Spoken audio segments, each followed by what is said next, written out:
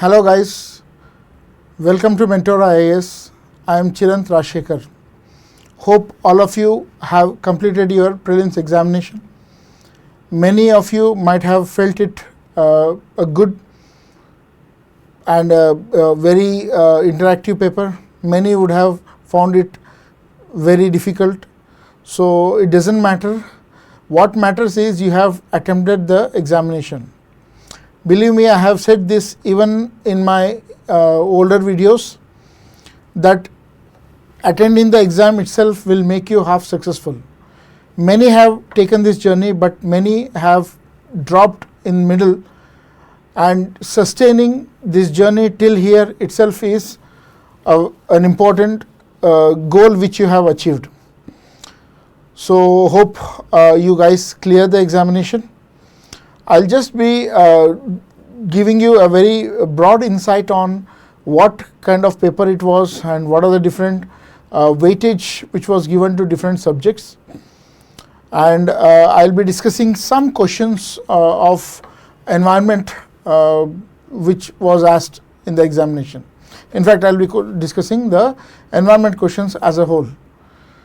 So it will be followed by other subject questions which will be taken up by our team.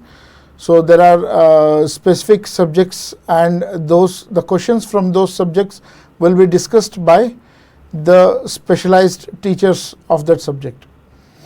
So now if I go through if we look into the paper, so out of the 100 questions which were asked, the majority share was taken by history this time. History including ancient, medieval, modern history and art and culture. So all the four were asked in greater numbers.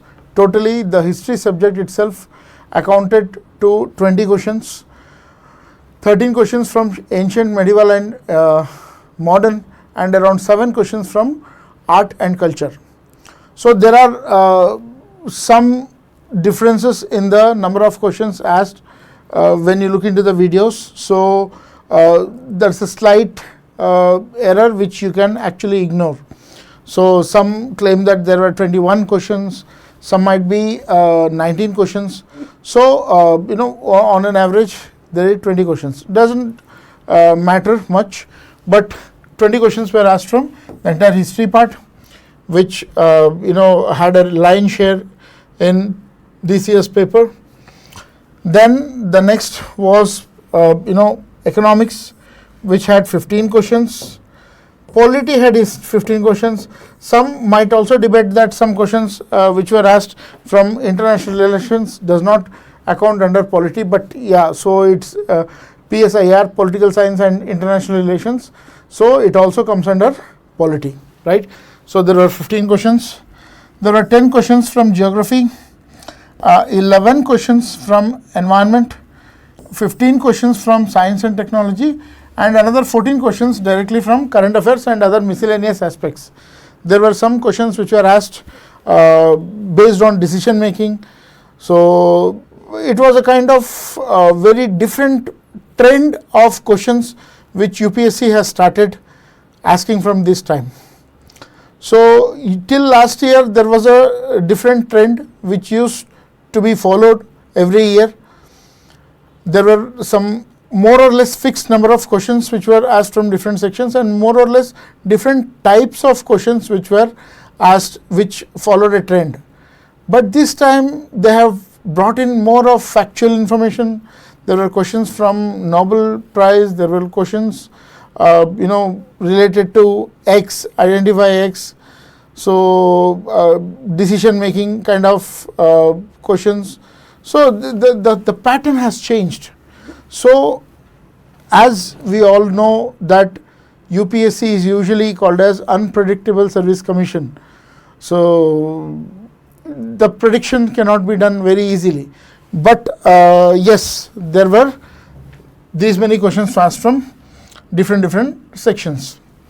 Now, if you look into the same old question which every student has in their mind after completion of examination. So, what is that question? What will be the cutoff this time? So, again a brutal truth, we don't know the cutoff, we cannot predict the cutoff of prelims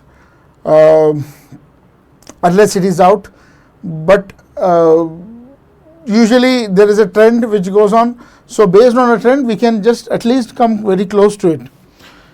So, if you look into the trend starting from 2023, the general cutoff was in 23 it was 75, then 87, then 92, and economical weaker section it was 68, 85, 89, OBC 74 to 87 and 92, and SC 59 to 79 and 84, and ST 47, 74 and 82.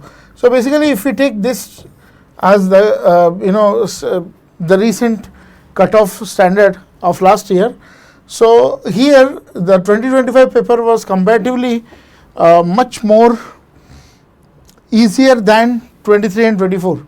That is what was a trend, and 26 is considered as a tougher paper than the paper which was asked in 2025. So, a general analysis or general prediction can be done. See, we actually cannot give a sure shot commitment that this will happen, but only a prediction. So, if it does not happen, don't feel bad and don't take it very seriously. But the trend, what everybody is talking about, and when we discussed with a team of experts from our team, so they said that this time the cutoff will go little bit low. So, there will be less cutoff than what happened last year. So, they are predicting the cutoff somewhere between 85 to 89. So, if your score is anywhere above 90, then without wasting time start preparing for the mains. And if it comes below 90, then also do not wait till the results are announced.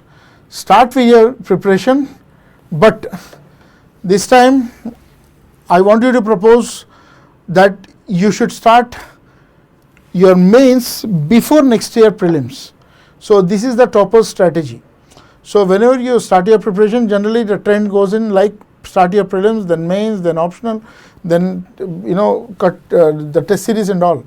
So, the actual trend is to prepare the mains before the prelims preparation itself. If you are not clearing off the cutoff this time, and if you are sure of taking the attempt and doing it in 2027 civil service examination, then start your preparation from now itself, and that too with mains. So, complete your mains, complete your optionals, then from December sit strictly for prelims and lot of test series. Anyways, this is the trend, and I thought I should show you this trend so that people don't get confused. Now, I will take up some of the environmental questions and discuss the answers with you. So, what is the trend? So, basically when you look into the environment questions, there were 11 questions from environment.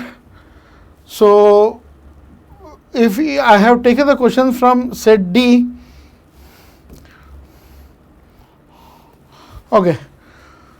So, question number 22 was from environment. See, there were 11 questions. So, now I will be discussing around 9 questions.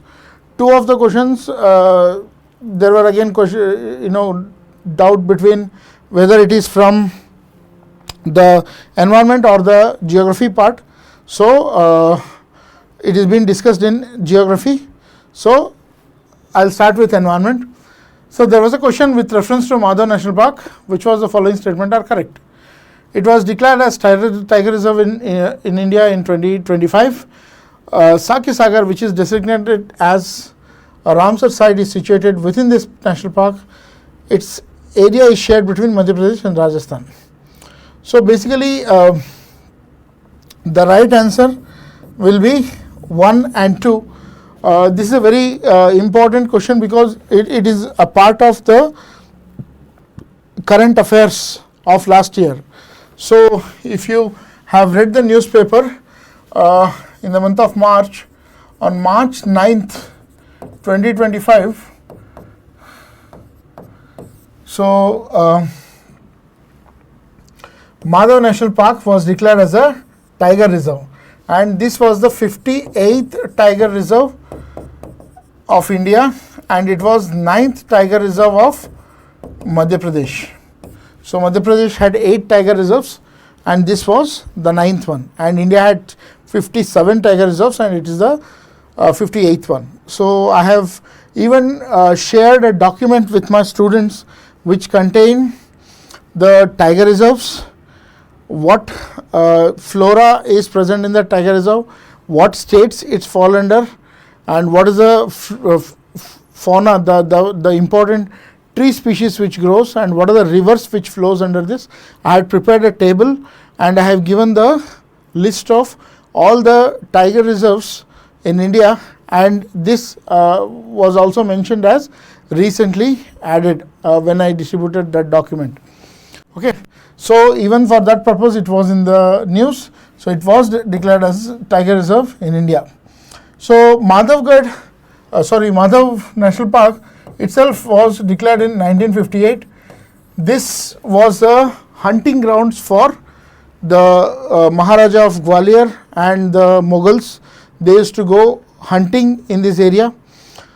So later on it was declared as a national park in 1958, and it is located in Shivpuri district.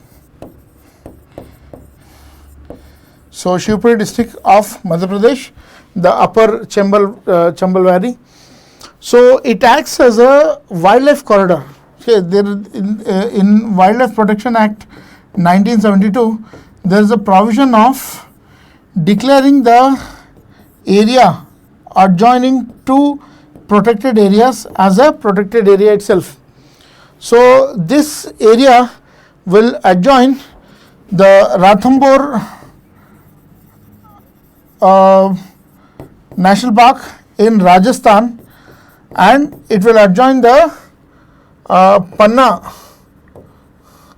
Tiger Reserve in Madhya Pradesh. So this is the area which will act as a wildlife corridor, or the area adjoining two protected areas. So basically it is area which falls within Madhya Pradesh. None of its part falls in Rajasthan, but it adjoins two protected areas, one present in Rajasthan and one present in Madhya Pradesh. And for that reason, this third option, area shared between Madhya Pradesh and Rajasthan, will be a wrong option. Sakya Sagar, which is a Ramsar site. Ramsar sites are those sites which are important from the wetland perspective, which are declared under the Ramsar Convention, right? So within this there is Sakya Sagar, and this will be this is a Ramsar site which is present inside the national park. So this is also a right answer. So the answer would be 1 and 2, and the third answer is wrong. So the next question was the question number 26 from set D. Consider the following statements about Rhincostylus retusa, okay, foxtail orchid. So it is an epiphytic orchid. The species is endemic to northeastern India. It's a state flower of Arunachal Pradesh and Assam. So here the answer again is B, 1 and 3. It is an epiphyte. Epiphyte is a word used for the plants which grows on other trees. So basically this is a word which is being used 3 times in the previous year questions. Once was in 2012, another was in 2021, and again in 23, where they were describing the tropical evergreen forest. One of the typical characteristics of the evergreen forests is the presence of these epiphytes. Epiphytes are those plants which climbs up and grows on the upper canopy, on the branches of the upper canopy of the trees. So basically the plants growing on plants. So 2 times the UPSC has used this word epiphyte to describe the characteristics of these evergreen forests, and they are saying this foxtail orchid, basically orchids are those things which grows on other plants. So if it is an epiphytic orchid, that's true, that's a statement which is true. This is endemic to northeastern India. Endemism or endemic is a situation where a certain species of plants or animals grows only in that area and nowhere else on the planet. So in that sense, this option becomes wrong, because it is not just found in northeastern India. Along with northeastern India, in India it is also found in Odisha, it is also found in Andhra Pradesh, it is also found in various other countries other than India. So other than India, it is found in Nepal, it is found in China, it is found in Indonesia, it is found in Burma. Okay, so it is found in Laos and many other countries, and in India it is found in Assam, and in Assam it has a very high cultural value. It's called Kopo Fool.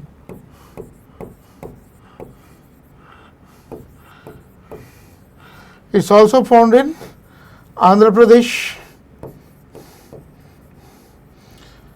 So in Andhra Pradesh, it has a very different name, Chinta Ranamo.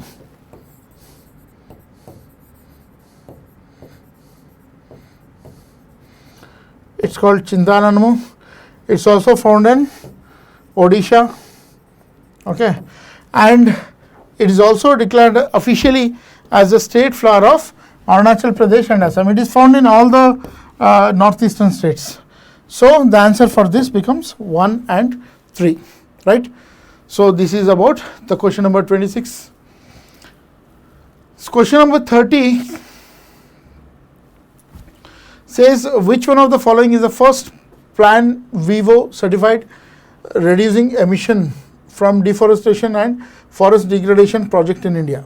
So basically RED Plus is a concept which emerged for reducing the deforestation and degradation. So RED, REDD, stands for reduction of emission from deforestation and degradation. Okay, degradation and deforestation of ecosystems. So basically it is a concept where it is related to climate change. So emission of carbon dioxide basically is reduced from reducing the deforestation and degradation. So there is one plus which was added in 2033 in one of the COPs of UNFCCC, that even the social aspects were added to it. Now there is a new concept called as Plan Vivo Certified RED Plus. Plan Vivo Certified RED Plus basically is a concept which was launched in 2011, wherein any project which aims not just on protection of environment and forest, but it also have community-led high integrity cultural aspects within them.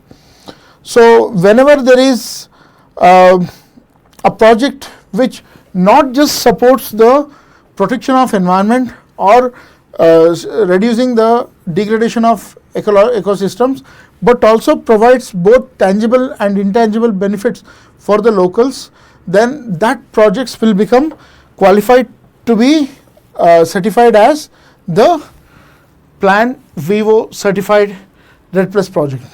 And out of all these projects, the Khasi Hills Community RED Plus project was the one which was awarded the first Plan Vivo certified RED Plus project in India.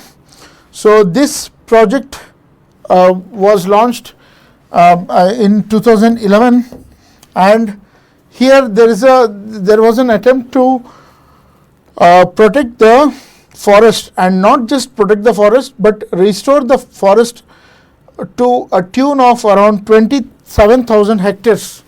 Okay,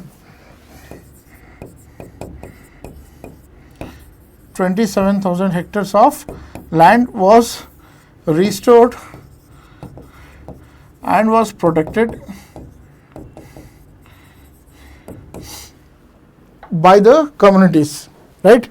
So around 86 communities formed a group, and they were involved in this project, and hence this project was certified as the Plan Vivo certified project, right? The next question was in the new trend. So UPSC started asking the questions in this trend since 2024. So they used to give 3 statements, and they give the correct statement which you have to guess.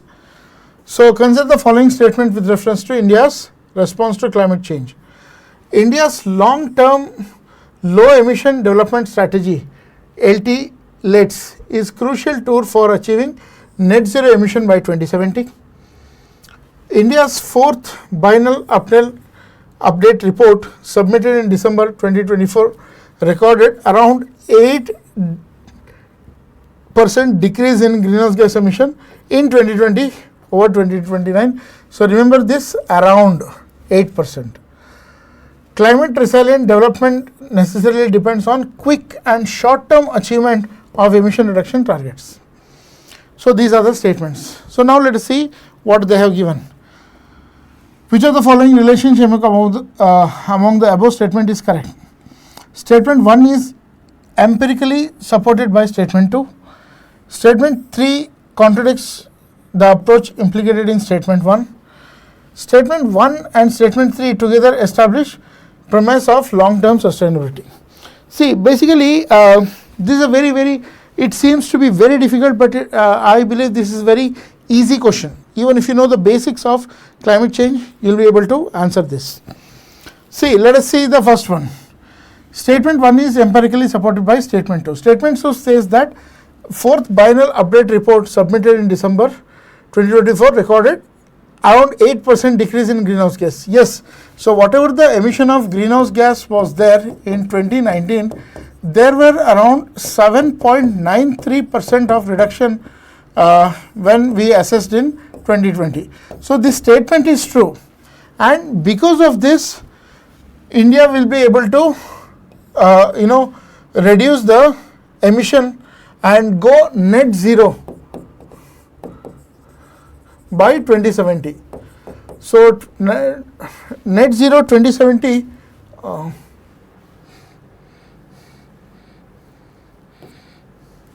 net zero 2070 is a promise which India has done internationally. It is India's nationally determined contribution, INDC, that we will be going net zero by 2070. So this was declared as one of the 5 promises which we have done in the name of Panchamrit. So Panchamrit are the 5 promises which India has done in the COP 24 in 2021 in Glasgow. So we said that we will be going entirely net zero. That means the amount of carbon dioxide emitted by Indian territory will be able to neutralize or will be equal to the amount of carbon which will be absorbed by the various sources of carbon sequestration, which may be the forest, the trees, the plants, or even the ocean or any other water bodies. So the amount of carbon emitted will be equal to amount of carbon absorbed. So the net carbon emission from India will be zero. All the countries have agreed to go net zero by 2050. Only China and India has taken additional time. China has promised to go net zero by 2060 and India has promised to go net zero by 2070. So for achieving that, we need to have a long-term low emission development strategy.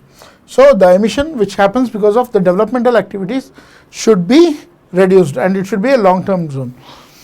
So first statement looks good because it is supported by statement 2. In order to achieve this, we need to keep on reducing the greenhouse gases year by year. Then statement 3 contradicts the approach implicated in statement. Obviously, so here we are saying long-term low emission development. Here we are saying quick and short-term achievement goals. So both of them are contradicting. So this statement is also right. It contradicts the approach implicit in the statement 1. Third, statement 1 and 3 together establish premise of long-term sustainability.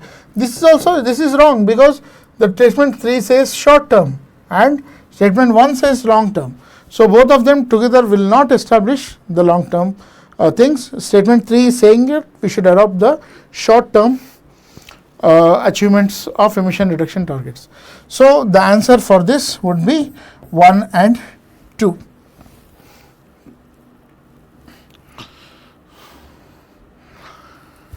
With respect to Western Hullock Gibbons, which are the following statements are correct?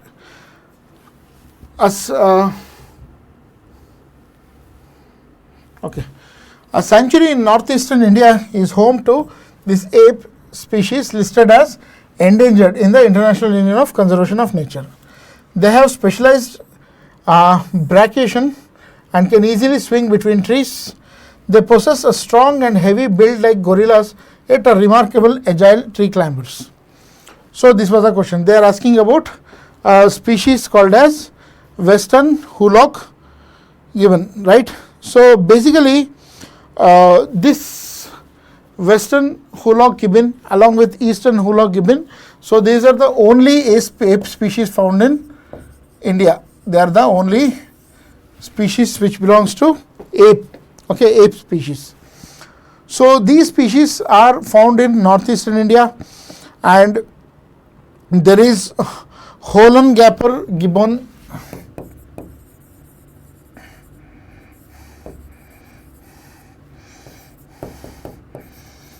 sanctuary.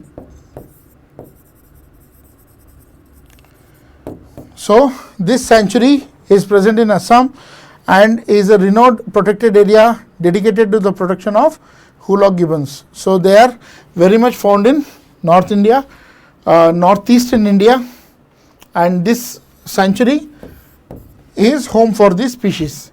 And according to the IUCN's red list, which categorizes different threat levels of critically endangered, threatened. So this Western Hullock gibbon is under the category of endangered. So this is a right statement. They have specialized brachiation and can easily swing between the trees. They have very easy motion, so they can hang to the branches of the trees and they can move from one tree to another tree very easily. So basically their movement is very easy and they don't find it difficult to move from one tree to another tree because of their muscular joint in their arms, which helps them for swinging, right? So that is the reason why this option would be right. They possess a strong and heavy build like gorillas, and yet are remarkably agile tree climbers. See, gorillas are very large organisms. They will not be so agile or so freely moving from tree to tree as these organisms, right? So these organisms will weigh around 9 to 10 kgs, whereas these gorillas will weigh around 150 to 200 kgs. So for that reason, this statement is wrong. They are not as strong as heavily built as gorillas. They are very small monkeys. They are very small organisms. But gorillas are very heavy and strong organisms. They don't match. Okay. So this statement is wrong. They do not possess strong and heavily built like gorillas, okay, but of course yes, they have remarkably good tree climbers. So the option for this is 1 and 2. There is question number 2037. Which of the following statements with regard to arrival of Amur falcons at Deong Lake in Nagaland from Mongolia is correct, right? So it showcases how sustained local conservation efforts can contribute to the arrival and protection of international migratory birds. It reflects the global success of advanced tracking technologies that guide migratory birds back to their stopovers. It confirms that Amur falcons have adopted to permanent residency in India due to favorable habitat changes. See, this statement is regarding the migration of birds. Amur falcon is one bird which moves from Middle Asia, and usually during the 3rd week of October to the 1st week of November. So in these 2 weeks, it will start from Mongolia and it will cross the Himalayas. It will take a break in Nagaland, okay, and from there it because Nagaland has very good forests which are full of trees and fruit trees. They will eat in that forest, so they'll build their appetite. They'll become much more stronger to take another flight. From there it comes and takes another break at Western Ghats. So there also they'll find so many fruit trees which they'll eat, and then they'll take another flight crossing entire Arabian Sea to South Africa. Okay. So this is the migratory path of this bird. One personal thing which I want to share is the person who was involved in this project, the protection of Amur falcon, by convincing the locals. He is my classmate. So he is a IFS officer, Nagaland cadre. So he was telling about this thing about Amur falcon and the efforts, conservation efforts which he was putting in by convincing the locals not to kill. Because when the Amur falcon used to stop in Nagaland, the people used to kill the Amur falcon bird and then eat them, right? So this was stopped by the effort of central government, by the forest department of Nagaland, with the help of some NGOs and also the local communities. By their combined effort, so the awareness was spread and these Amur falcons were saved. So these Amur falcons, after being converting from the most hunted place of Amur falcons to one of the most conserved place of Amur falcons. So this Deong Lake or Doyong River Valley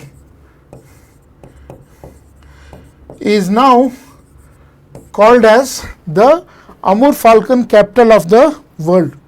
So it is now regarded as the Amur falcon capital.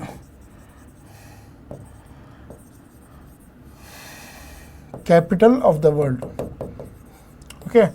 So these birds, they are incredible birds which takes around, I think, 22,000 kilometers of long journey. So these are migratory birds. They are from Mongolia and they'll go back to Mongolia. They'll not step anywhere, right?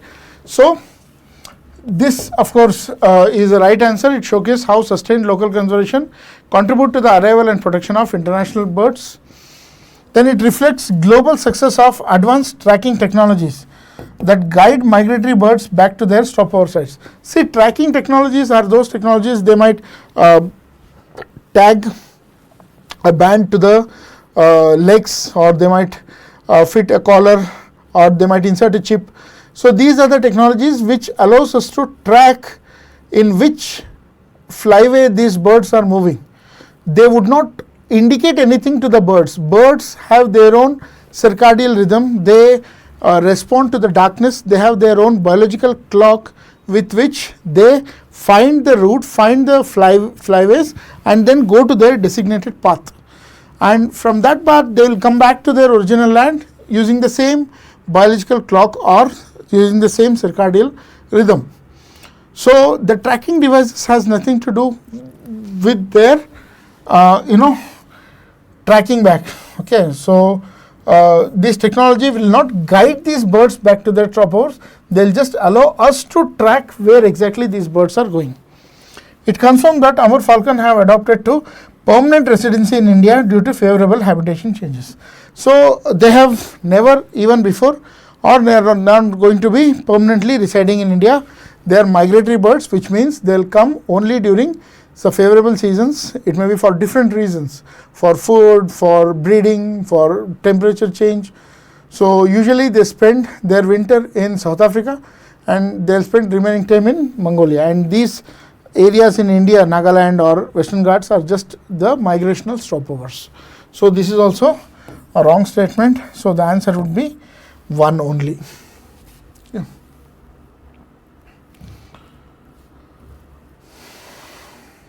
Okay. Which of the following are most significant implications of obtaining OICO text certification of Airy silk in the global text industry? It allows Indian exporters to compete in high-end markets that prioritize chemical-free products. It confirms that Airy silk meets international safety, environmental and quality standards, enabling its entry into premium eco-conscious markets. So basically the answer for this is both. Okay, so Airy is one among the 4 types of silks which are grown in India. India is the only country which grows all the 4 types of silks. We have one silk called as mulberry silk and other 3 called as non-mulberry silks like Airy, Muga and Tassar. Okay, these 3 are called as the wild silks or Vanya silks, okay, or non-mulberry silks. The silkworm called Muga is present only in Assam. It grows or it is available only in Assam and nowhere else on the planet. This makes India the only country to have Muga silkworm and the only country to have all the 4 kinds of silkworms present on the planet. So in that, this one silkworm called as Airy silkworm, it's called as Ahimsa silk, because in all the other silks, in order to extract the silk, you need to kill the pupa which is inside the cocoon so that the silk can be easily extracted. But this Airy has open-end cocoons, and instead of spinning you have to go for spunning, and for that reason you don't have to kill the insect inside, you have to remove the insect and it can be used for breeding purpose. So that's why it's called as Ahimsa silk, right? So in August 2024,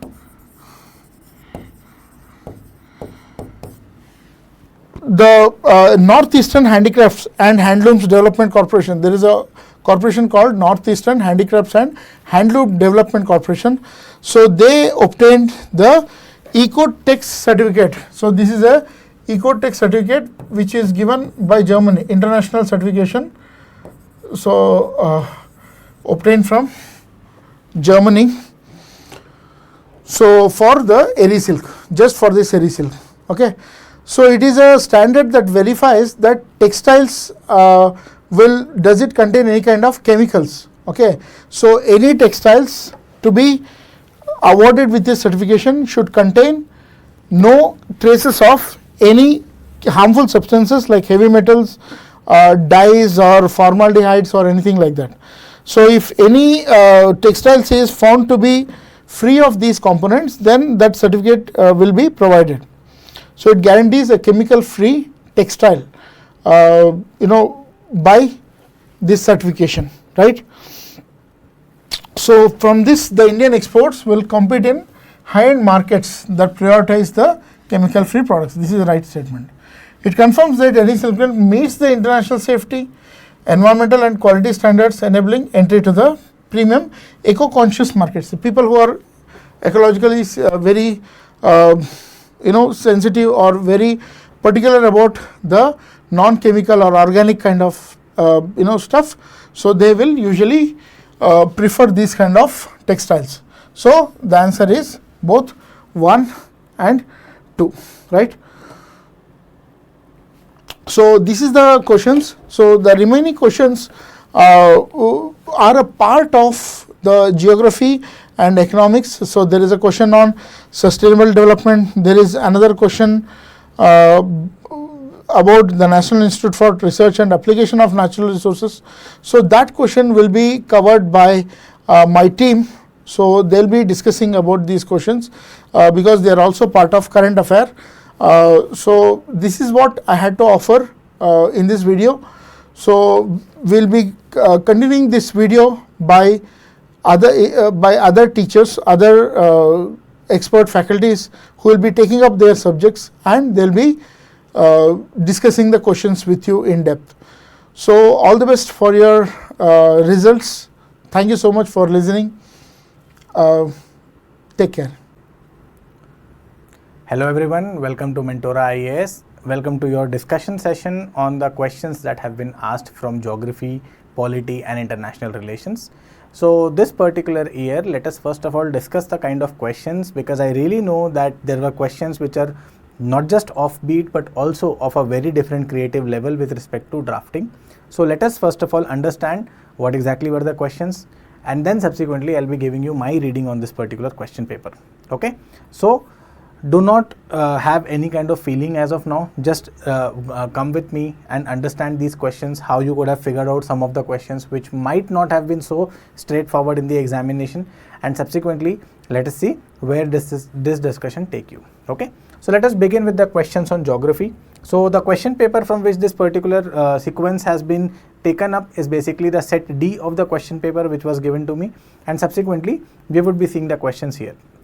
So the first question that came up was Tungurahua volcano. Okay, so Tungurahua volcano, which was declared as a global geopark in UNESCO by UNESCO in 2025, is situated in which among the following countries? Okay, so this is a question straight away from current affairs. Okay, the year must be telling you this particular thing, and with respect to the UNESCO designations that basically are given for World Heritage Site, for Global Geopark. Okay, these are the things which you should be usually watching out for, okay, when you are covering current affairs. So when we talk about the options of these particular questions, so these are Ecuador, Peru, Bolivia and Colombia, all the countries of South America. And subsequently in South American continent, when you talk about the features of volcanism, that basically is present in the region of Andes. Okay, why? Because when you talk about the Andes mountains, these are the longest chain of continuous mountains over the surface of the earth, and subsequently they are also the ones which are formed due to the subduction of the Nazca plate within the South American plate. So that is why in this particular region we have fold mountains, and some of them are volcanically active. So one such is basically this particular volcano, that is Tungurahua volcano. Okay, so this particular volcano is actually located in Ecuador, and it is named after the province Tungurahua. Okay, it is named after this particular province Tungurahua, and it's a stratovolcano. Okay, so if it is a stratovolcano, what does this tell you? That this particular volcano, when it explodes, is going to be a very, very violent explosion, because here the kind of magma that you are going to look out is actually felsic. Okay, so it's a stratovolcano,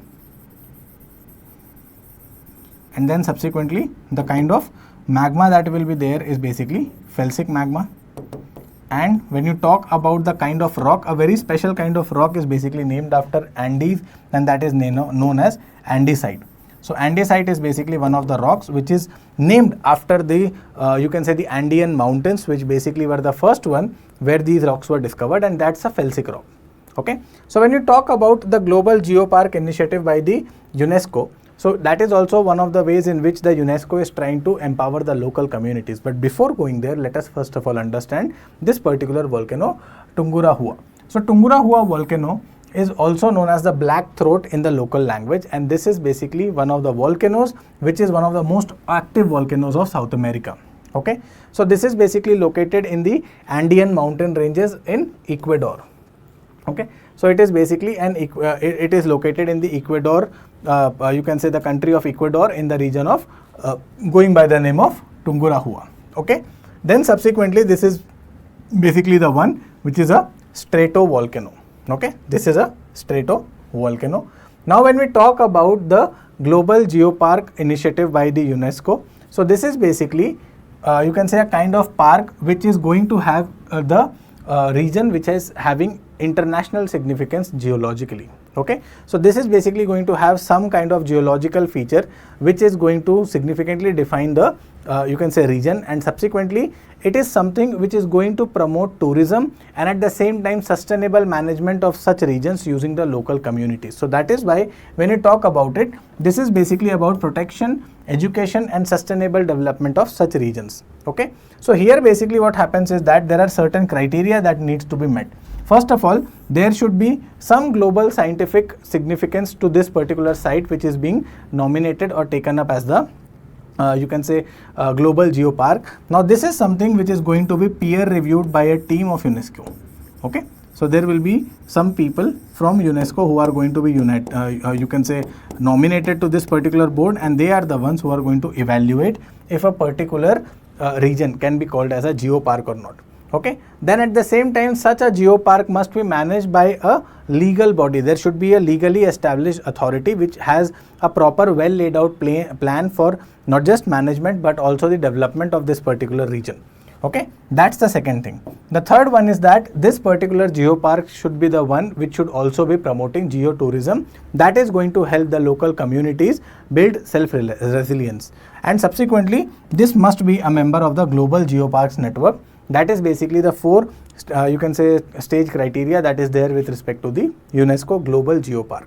Okay, now when you talk about this particular status of Global Geopark, this is something which is going to be given for a period of 4 years, and after that again a review is going to take place. So this is not a permanent status, and till date there are over 229 global geoparks spread across 50 different countries in the world. Okay, so that was basically the first question. Now the second question, with reference to the Madhav National Park, which one of the following is or are correct? It was declared a tiger reserve in India in 2025. Sakya Sagar, which is designated as a Ramsar site, is situated within this national park. Its area is shared between Madhya Pradesh and Rajasthan. Select the correct answer using the code given below. So all of you who have actually attempted our test series, this is basically a question directly from the test series, and the test series basically had a very similar question in the you can say regarding the Madhav National Park. Okay, so all of you who have attempted that test series, I really hope that you have done this right, and if not, better luck next time. So when you talk about it, Madhav National Park is basically a national park in the Shivpuri district of Madhya Pradesh. Okay, so this is basically in the Shivpuri district. Okay, and this is basically in Madhya Pradesh. So when I am saying that it is in Madhya Pradesh, so this basically means that it does not have any kind of connection with Rajasthan. Okay, so only with this particular idea, now again this is where the magic of UPSC comes back, where you are so fond of elimination. Two of the options get eliminated. Okay, now when we talk about the Madhav National Park, so Madhav National Park is actually the 9th tiger reserve of Madhya Pradesh, and subsequently when we talk about it, this particular national park was formerly the royal hunting ground of both the Mughals as well as the Scindias of Gwalior. Okay, subsequently in this particular you can say national park, or in this particular region, there is a particular lake that is known as the Sakya Lake. Okay, so there is Sakya Sagar and there is Madhav Sagar, which are the two lakes which are present within this particular national park, and subsequently this particular national park has the ecosystem of lake, meadow as well as forest. Okay, with respect to the forests, because you are in Madhya Pradesh, so Madhya Pradesh does not receive rainfall throughout the year, and that is why the kind of you can say vegetation you are going to expect here, it will be tropical deciduous. Okay, and then subsequently this is the 58th tiger reserve of India. Okay, and subsequently 9th of Madhya Pradesh. So both options 1 and 2 are correct. So the correct answer here is option B, 1 and 2. Okay, so this was a straight question from our test series. So if you have done that, this is something that you already know. Okay, going to the next one, with reference to the climate of Andaman and Nicobar Islands, which of the following statements is or are correct? Okay, so a question from Indian physical geography cum climatology. So The climate can be defined as a humid tropical coastal climate. It receives rainfall from both southwest monsoon and northeast monsoon. Maximum precipitation is between December and May. Okay, select the answer using the code given below. Even if you do not know anything, okay, there is one thing you definitely know, that southwest monsoon or northeast retreating monsoon, both of these basically happen between the months of May to December. Okay, this is the time when we are actually expecting rainfall. Not beyond this, as long as you are not in North India where you have western disturbances. Okay, so the maximum rainfall is expected between December and May. Now this is something which is egregiously wrong. It is not just wrong, it is egregiously wrong. Okay, so if it is wrong, again you have two options that go eliminated. Now when you talk about Andaman Nicobar Islands, so this particular island receives the rainfall both during the southwest monsoon as well as northeast retreating monsoon. Okay, because of its location, it receives rainfall in both of them, and that is why you basically must be knowing that this particular region also hosts a very rich biodiversity apart from evergreen forests, and that is why what you are going to expect is that this particular place is the one which will have a lot of rainfall, and because of a lot of rainfall, what is also going to happen? It is also going to have a lot of humidity. Why? Because you have abundant rainfall. So when you have abundant rainfall, you will have a high humidity, and you are already on a coast because you are an island.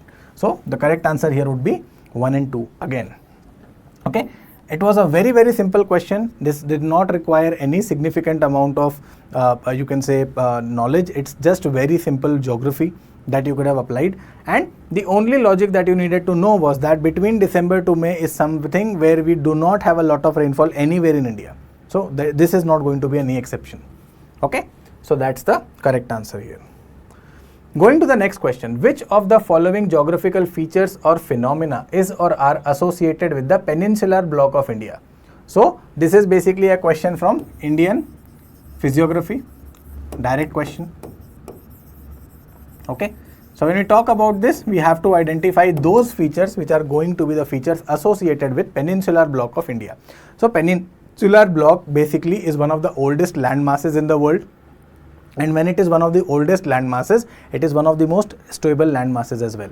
So it means that because it is very old, it must also have been subjected to the forces of weathering, erosion and transportation for the longest of time. So that is why what can be expected right now is that whatever amount of erosion and weathering and things had to happen have happened in the past. So right now these processes must have slowed down. Okay, so if you look into these, what exactly are the things? Submergence of the part of western coast due to tectonic activity. Okay, presence of residual mountain ranges as Velikonda and Mahendragiri hills. Okay, deep V-shaped river valleys formed by fast flowing rivers. So when you talk about the third feature here, now this is something which is associated with any landform which is young, where you have a lot of slope, and subsequently because of a lot of slope you have very high velocity flow of water. When the water velocity is going to be high, you are going to have a V-shaped valley. So this is something which is reminiscent of the northern you can say topography when we talk about the Himalayas. So there you are going to find deep V-shaped river valleys formed by fast flowing rivers. Here the valleys are going to be broad and shallow. Why? Because erosion has taken place for a long time, and right now that particular thing has attained a certain amount of stability. So that is why this is wrong. Again, when this is wrong, these two go away. Okay, so you were missing so dearly the elimination of the options. This is basically how the UPSC has put up these questions again. Okay, now presence of residual mountain ranges such as Velikonda and Mahendragiri hills. That is correct. This is something which is there on the Eastern Ghats. Okay, so these are basically the parts of Eastern Ghats. So this is correct. Submergence of the parts of western coast due to tectonic activity. This is also correct. Okay, so this one is correct and the second one is correct. The correct answer would be option 1 and 2. If I have to give you this particular question, another link to this particular question from one of the previous year questions. So there was a question, I think in 2023 where you basically talked about that which of the following national parks or geographical features has experienced repeated rise and fall of the you can say seawater, and the answer to that particular question was Run of Kutch. Okay, so Run of Kutch is basically on the western coast, and that was basically one of the coasts, or you can say one of the regions, which was once upon a time submerged underwater. Then subsequently it came up, and then there has also been a part of submergence. So that is why the slope actually changes towards northeast, okay, and then subsequently from west to east. So that is why the correct answer here would be 1 and 2. That submergence of parts of western coast due to tectonic activity. So what are these coasts? This coast is basically the one where we once upon a time also had the city of Dwarka. Okay, so that is currently underwater. That's the reason. Okay, so not a very difficult question to answer, and yet had a you can say a straight cut you can say relation to one of the previous year questions. Even this particular statement, deep V-shaped river valleys, this is also one of the statements that have been asked in the past.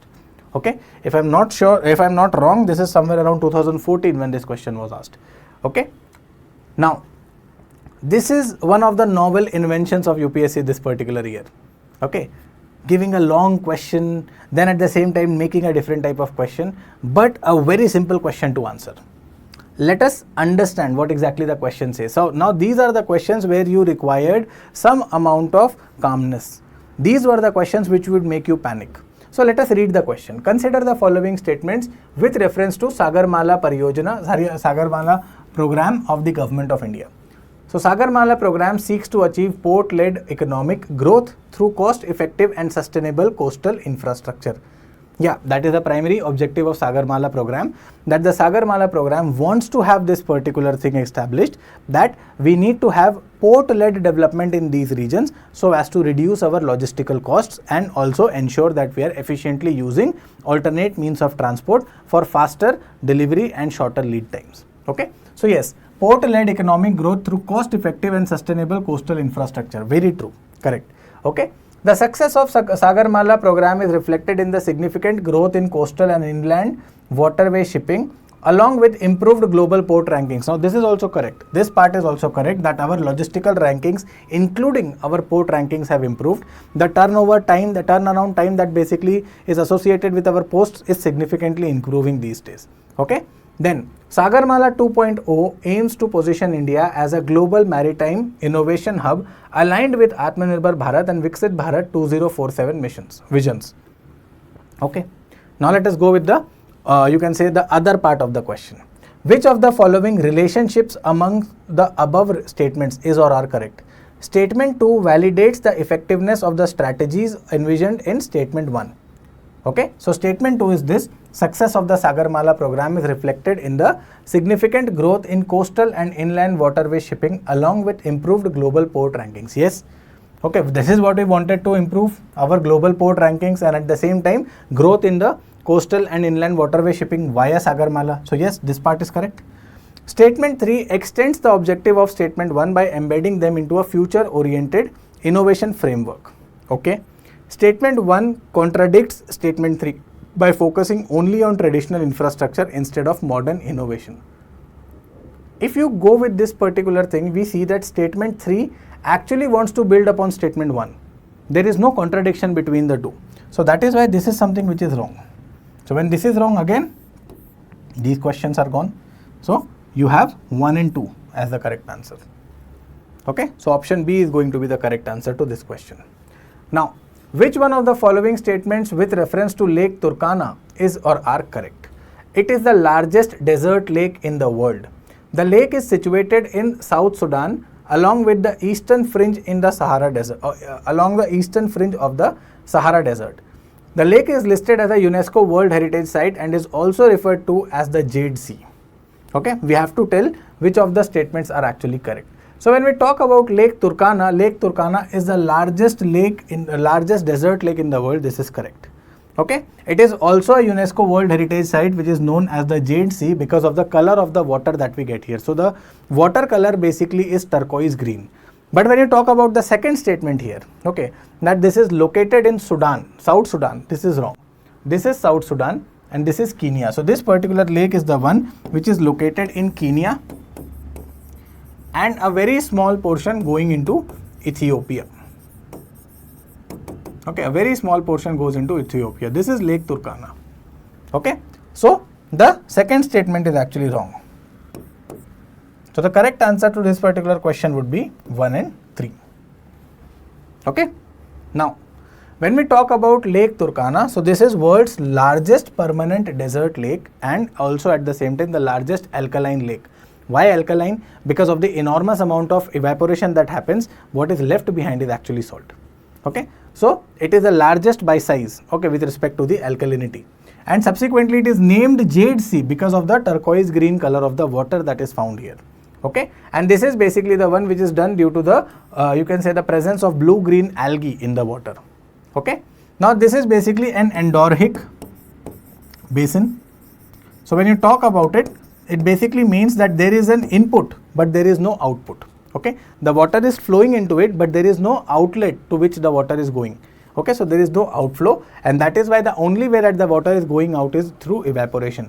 And because of evaporation, the salinity increases, and because of the increase in salinity, the alkalinity increases. Okay, the major contributor to water is actually the Omo river that comes from the Ethiopia, and that is basically responsible for 90% of the water of this particular lake. Okay, and this is basically one of the most important lakes with respect to the you can say the fossils that have been found related to the humans. So that is why it is also known as the cradle of the human civilization. Okay, so that is basically Lake Turkana. Now, which one of the following best explains the rationale for protecting mangrove ecosystems in the context of climate resilience? So we have to tell what exactly is the reason that we want to actually protect the you can say the mangrove ecosystem. Okay, so let us talk about this. So when we talk about the rationale of the mangrove ecosystem, so what exactly are we getting? The first one is mangroves reduce tidal energy and store fresh water, making them ideal sites for paddy cultivation in saline estuarine belts. Okay, their salt sensitive roots filter seawater, making mangroves key to converting coastal land into fresh aquaculture zones. Okay, by withstanding tidal surges and offering biomass resources, mangroves function both as natural bioshields and livelihood bases for rural economy. Select the correct answer using the code given below. Okay, so let us reread the statements. Okay, so what we know about mangroves? So mangroves are basically the forests that we find at the regions where the sea water meets the fresh water. So there is brackish water which is going to be present here. So it means that the salinity of the water will be lesser than the sea but greater than fresh water. So what exactly are we expecting in the water? Salinity. So these are going to be salt tolerant or you can say saline tolerant or saline resilient species. So what basically is going to happen is that these species can tolerate high salinity in the water, and subsequently then they have a entangled root structure. Their bottom structures are entangled in such a fashion that they prevent the water from flowing at a high velocity and rather act as barriers. So that is why they actually act as a you can say a region of self-defense, natural self-defense that actually comes up, which is going to reduce the tidal surge and the you can say the storm surge. Why? Because of the intricate root structure that is present here, it acts as a very effective barrier, and because of this the velocity of the water is subsequently slowed down. So mangroves reduce tidal energy and store fresh water, making them ideal sites for paddy cultivation in saline estuarine belts. This is wrong. Why? Because yes, they do reduce tidal energy, but the point is that does not mean that this is going to be an ideal site for paddy cultivation. Paddy varieties are very, very sensitive to salt. Okay, so only a few salt tolerant varieties can be grown in such regions, but not exactly in the mangroves. Mangroves cannot support that. Okay, their salt sensitive roots filter seawater, making mangroves key to converting coastal land into fresh aquaculture zones. They are not salt sensitive, they are salt tolerant. So they cannot be sensitive to salt. This is also wrong. Okay. Now the next one. By withstanding tidal surges and offering biomass resources, mangroves function as both natural bioshield and livelihood basis for rural communities. The third one is correct. Third one is correct. So the correct answer would be option D. Okay. 3 only.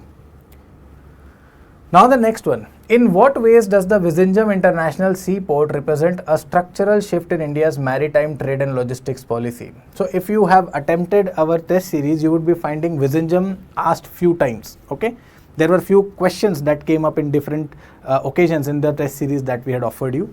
So let us talk about Vizhinjam. still there is a lot of question that you may not be understanding, you may not be knowing factually, but still you will be able to figure this question out. Now read it with me. By functioning exclusively as a domestic cargo hub to reduce reliance on coastal shipping and eliminate the need for foreign collaborations. By focusing primarily on passenger cruise tourism and heritage shipping to increase Kerala's profile as a maritime heritage destination. By leveraging its natural deep draft and strategic location to reduce dependence on foreign transshipment ports, enhance revenue retention and reposition India in regional maritime trade. Okay, and what do we have to tell? Vizhinjam International Seaport represent a structural shift in India's maritime trade and logistics policy. So if you are talking about trade and logistics policy, it has not got anything to do with a particular state. And in that particular scenario, statement 2 is completely wrong, that you are going to focus on only a particular state's tourism profile, or for that matter you would want to focus on passenger, because you are talking about trade and logistics. Completely contradictory. First one, by functioning exclusively as a domestic cargo hub. This word itself is very wrong here. We are trying to talk about an international seaport. So why exclusive focus on domestic cargo? Okay, this is also wrong. The third one, by leveraging its natural deep draft and strategic location to reduce dependence on foreign transshipment ports, enhance revenue retention and reposition India as a regional maritime trade. This is the only statement that actually has some relevance with the strategic policy that we have with respect to our maritime and trade policy. Okay, so the answer would be option D, 3 only. So see, even if you did not know this, the two statements which are given here were so contradictory to what exactly is the objective of a particular scheme or a particular infrastructure project. So this is how you could have actually seen this particular question. So that is why when paper comes to be unexpected, there are new types of questions. It is not only tough for you but for everyone. That is where you have to keep your cool. It's a very, very simple kind of thing which you are having here. Now going to the next one. Identify the river of Indian subcontinent on the basis of the following information. After a very long time such a question has come. Although drainage is something which is asked every single year, but then identifying it with the features is something which is very, very old now. So this basically question is directly from drainage. Okay. Now what exactly are the features given? It has an antecedent drainage system. That basically means that whatever was the path before the rise of the Himalayas, it is still flowing in the same path after the rise also. Okay, so it has the same path from the very beginning since it began flowing. With the rise of Himalayas or with the change in the geographical or topographical region, it is not having any kind of change in its path. So it is an antecedent drainage system. Okay, it flows through 3 countries. Done. It originates in the Tibetan plateau and is an important river for irrigation. Good. It does not form distributaries. Okay, these are the 4 features that have been given to us. Now we have to talk about, select the answer from the following. Okay, the first one is Brahmaputra. Yes, Brahmaputra is antecedent. It flows through 3 countries. It originates in Tibet, so from there it flows into India, and from India it goes into Bangladesh. It's a very important source of irrigation as well. It does not form distributaries. This is wrong. Okay, why? Because when you talk about Brahmaputra, Brahmaputra basically also receives Ganga, okay, and subsequently Teesta in Bangladesh, and that is why it has a very, very heavy amount of deposition that happens.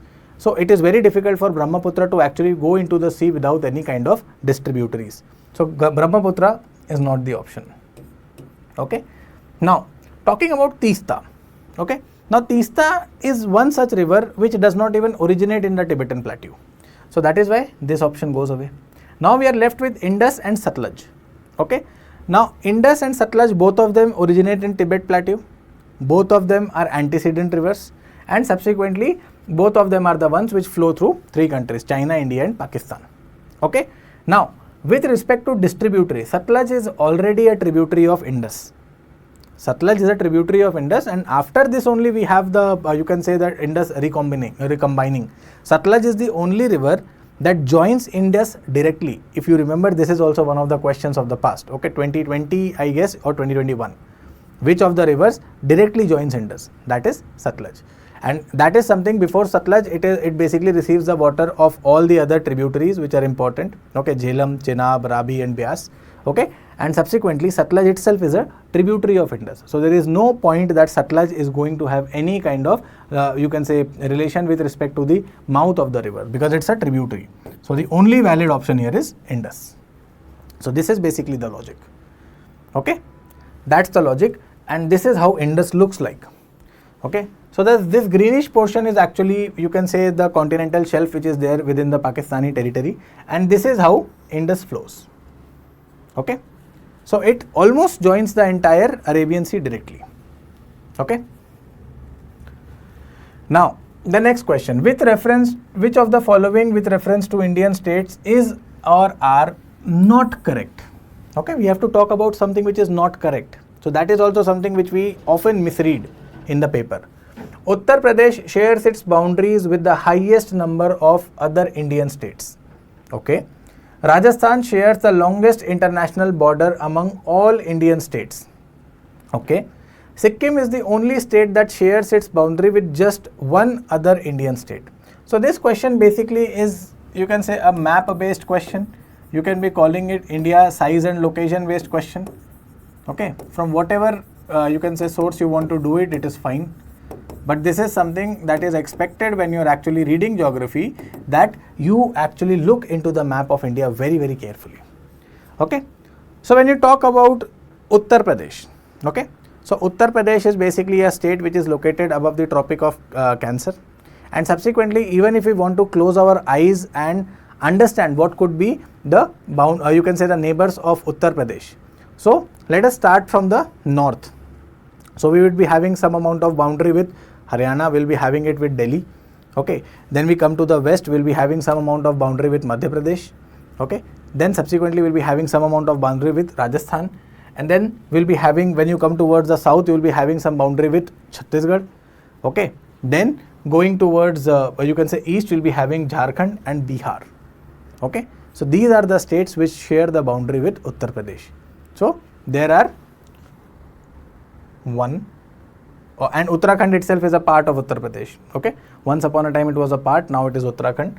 So basically you have Uttarakhand, Haryana, Delhi, Rajasthan, Madhya Pradesh, Chhattisgarh, Jharkhand and Bihar. Yes, true. Okay, and a part of Himachal Pradesh as well. So yes, this must be correct, that Uttar Pradesh shares its boundary with the highest number of other Indian states. This is correct. We have to identify which is not correct. Okay, now Rajasthan shares the longest international border among all Indian states. This question is actually a derivative of some other question. Now what is that other question?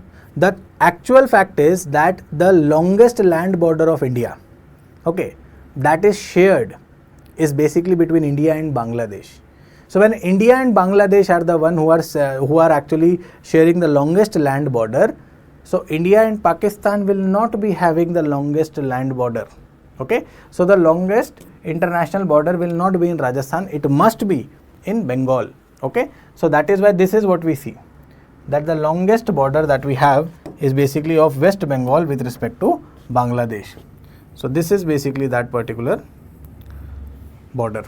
Okay, so this one is wrong. This one is wrong. Sikkim is the only state that shares its boundary with just one other Indian state. Okay, so when you look at Sikkim, Sikkim basically shares its boundary only with Bengal, okay, West Bengal. But at the same time, if you look carefully, you will also find another state in the northeastern region which comes with the name of Meghalaya, which is surrounded by Assam on all the sides. So it's not just Sikkim but also Meghalaya which have this particular feature. So even this is wrong. Okay, even this is wrong. So because we have to identify those statements which are not correct, the correct code would be 2 and 3. They are not correct. Okay. Now the next question, which among the following is or are the objectives of rain-fed area development initiative under the National Mission for Sustainable Agriculture? So rain-fed area development basically is going to be a scheme that will be implemented in those regions where we do not have sufficient amount of irrigation facilities. Okay, so these are basically those areas which are predominantly dependent upon the rainfall for the performance of their farms. Okay, so what exactly are the you can say objectives of such a scheme? Encouraging monoculture in rain-fed areas, increasing rice cultivation in irrigated regions, enhancing productivity and minimizing climate risks through integrated farming systems. Select the correct answer using the code given below. There cannot be any straightforward question than this. Why? Just go with the question and understand the logic. You are basically in a rain-fed region. So it basically means that irrigation is already scarce. So when irrigation is already scarce, you would actually want the people here not to focus on those crops which are water intensive. And when you understand that, you will see that rice is a very, very water intensive crop. Okay. So in such regions where there is, you can say, irrigation which is also limited, you would not want it to be wasted for rice cultivation.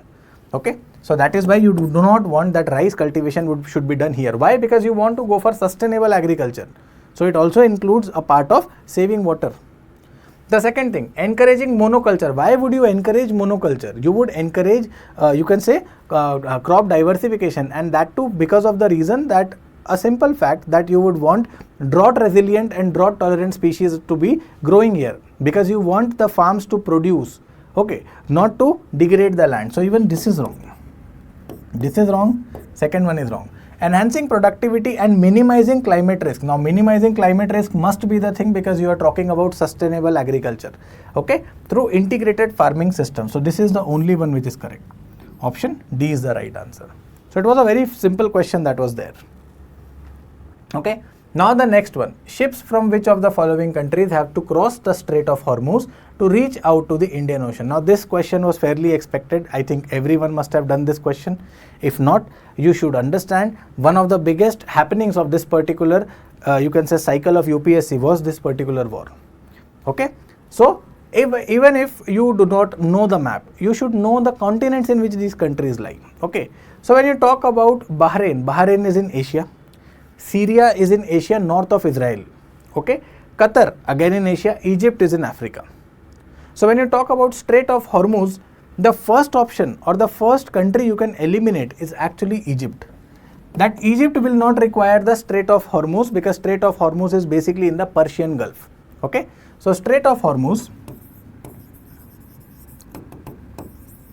it actually connects Persian Gulf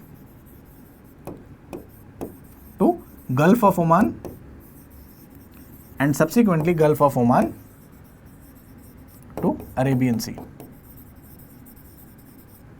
Okay. So Egypt cannot be the answer. First one goes away. Okay. Now talking about Syria. Now Syria is a country which already has a port with respect to you can say the location, and Syria basically is located north of Israel. So in that particular region you have the Mediterranean Sea, and because of the Mediterranean Sea, here you are going to have a very, very important port, that is basically the city of Aleppo. Okay, Aleppo has been asked number of times with respect to UPSC as places in news.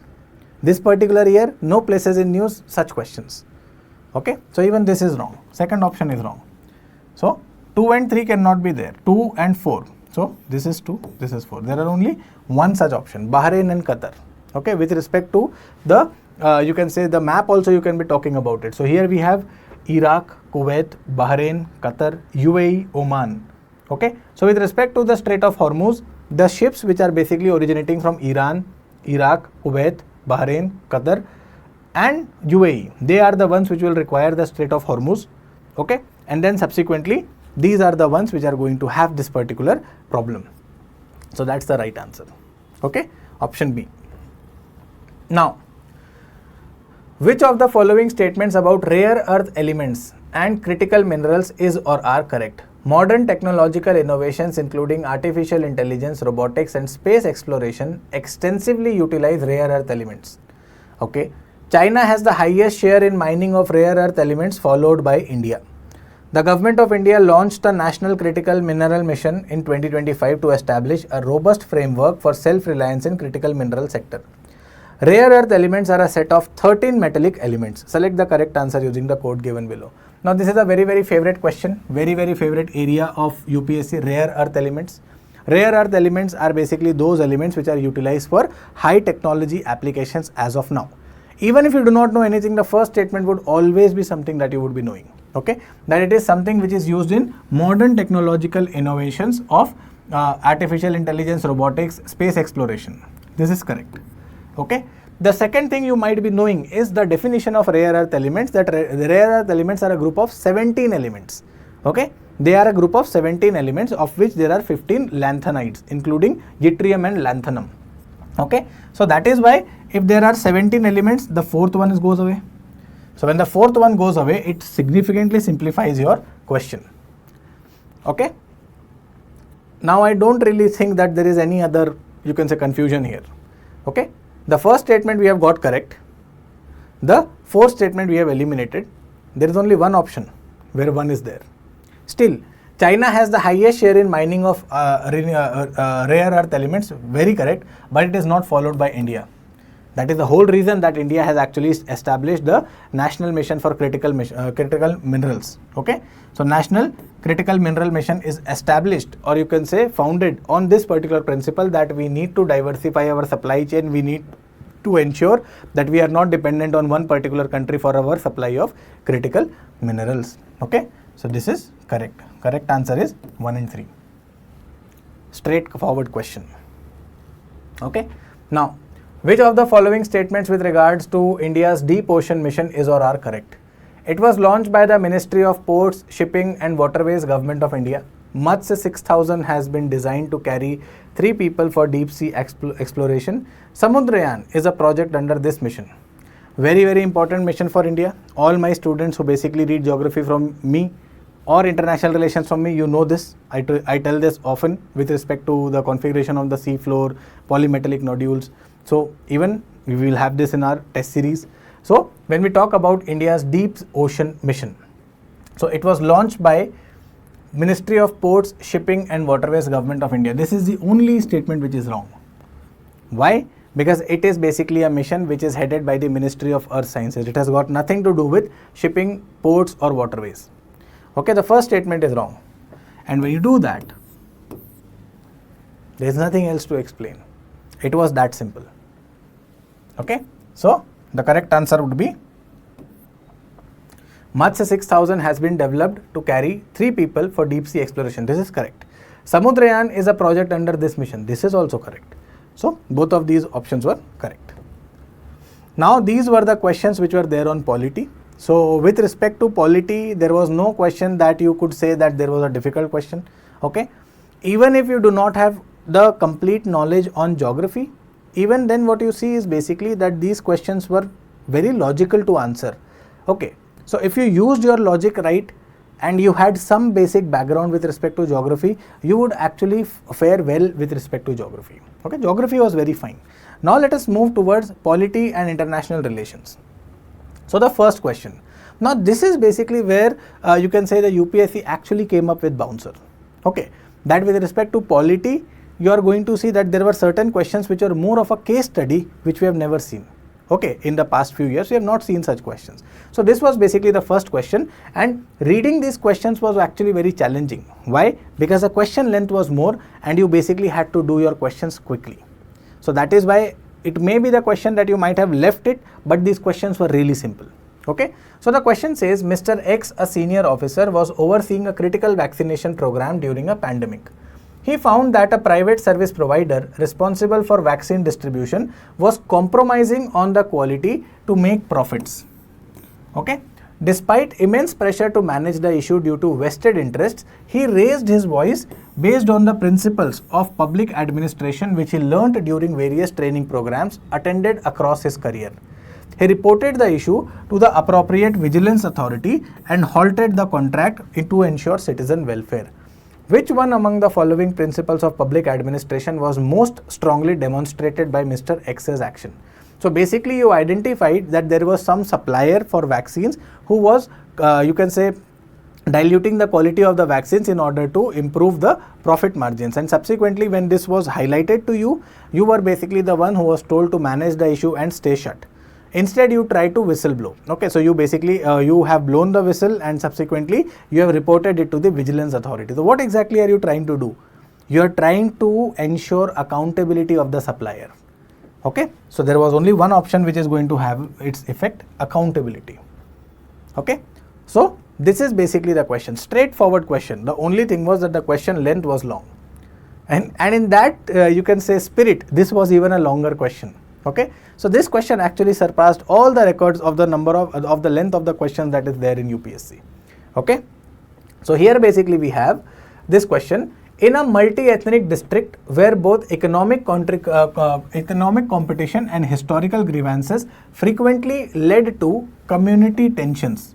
Okay, remember this, community tensions, not communal tensions. A flashpoint has arisen with a government decision to allow land for a waste management facility near a tribal hamlet, sparking protest by the tribal community, which claimed that the land was sacred and critical to their cultural identity. So on one interest, on one part of the, you can say this story is that there is a tribal community whose land, which they consider as sacred, has been allocated by the government for the purpose of a waste management facility.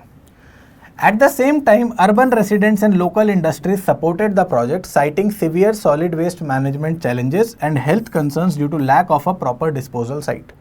Okay, so on the other side, you have the residents of the urban areas and the local industry who say that solid waste management is a serious issue and we do not have the right kind of infrastructure for this. So that is why this is something which is a very important thing to do. Okay, the conflict has escalated with road blockades, social media campaigns and allegations of police excesses.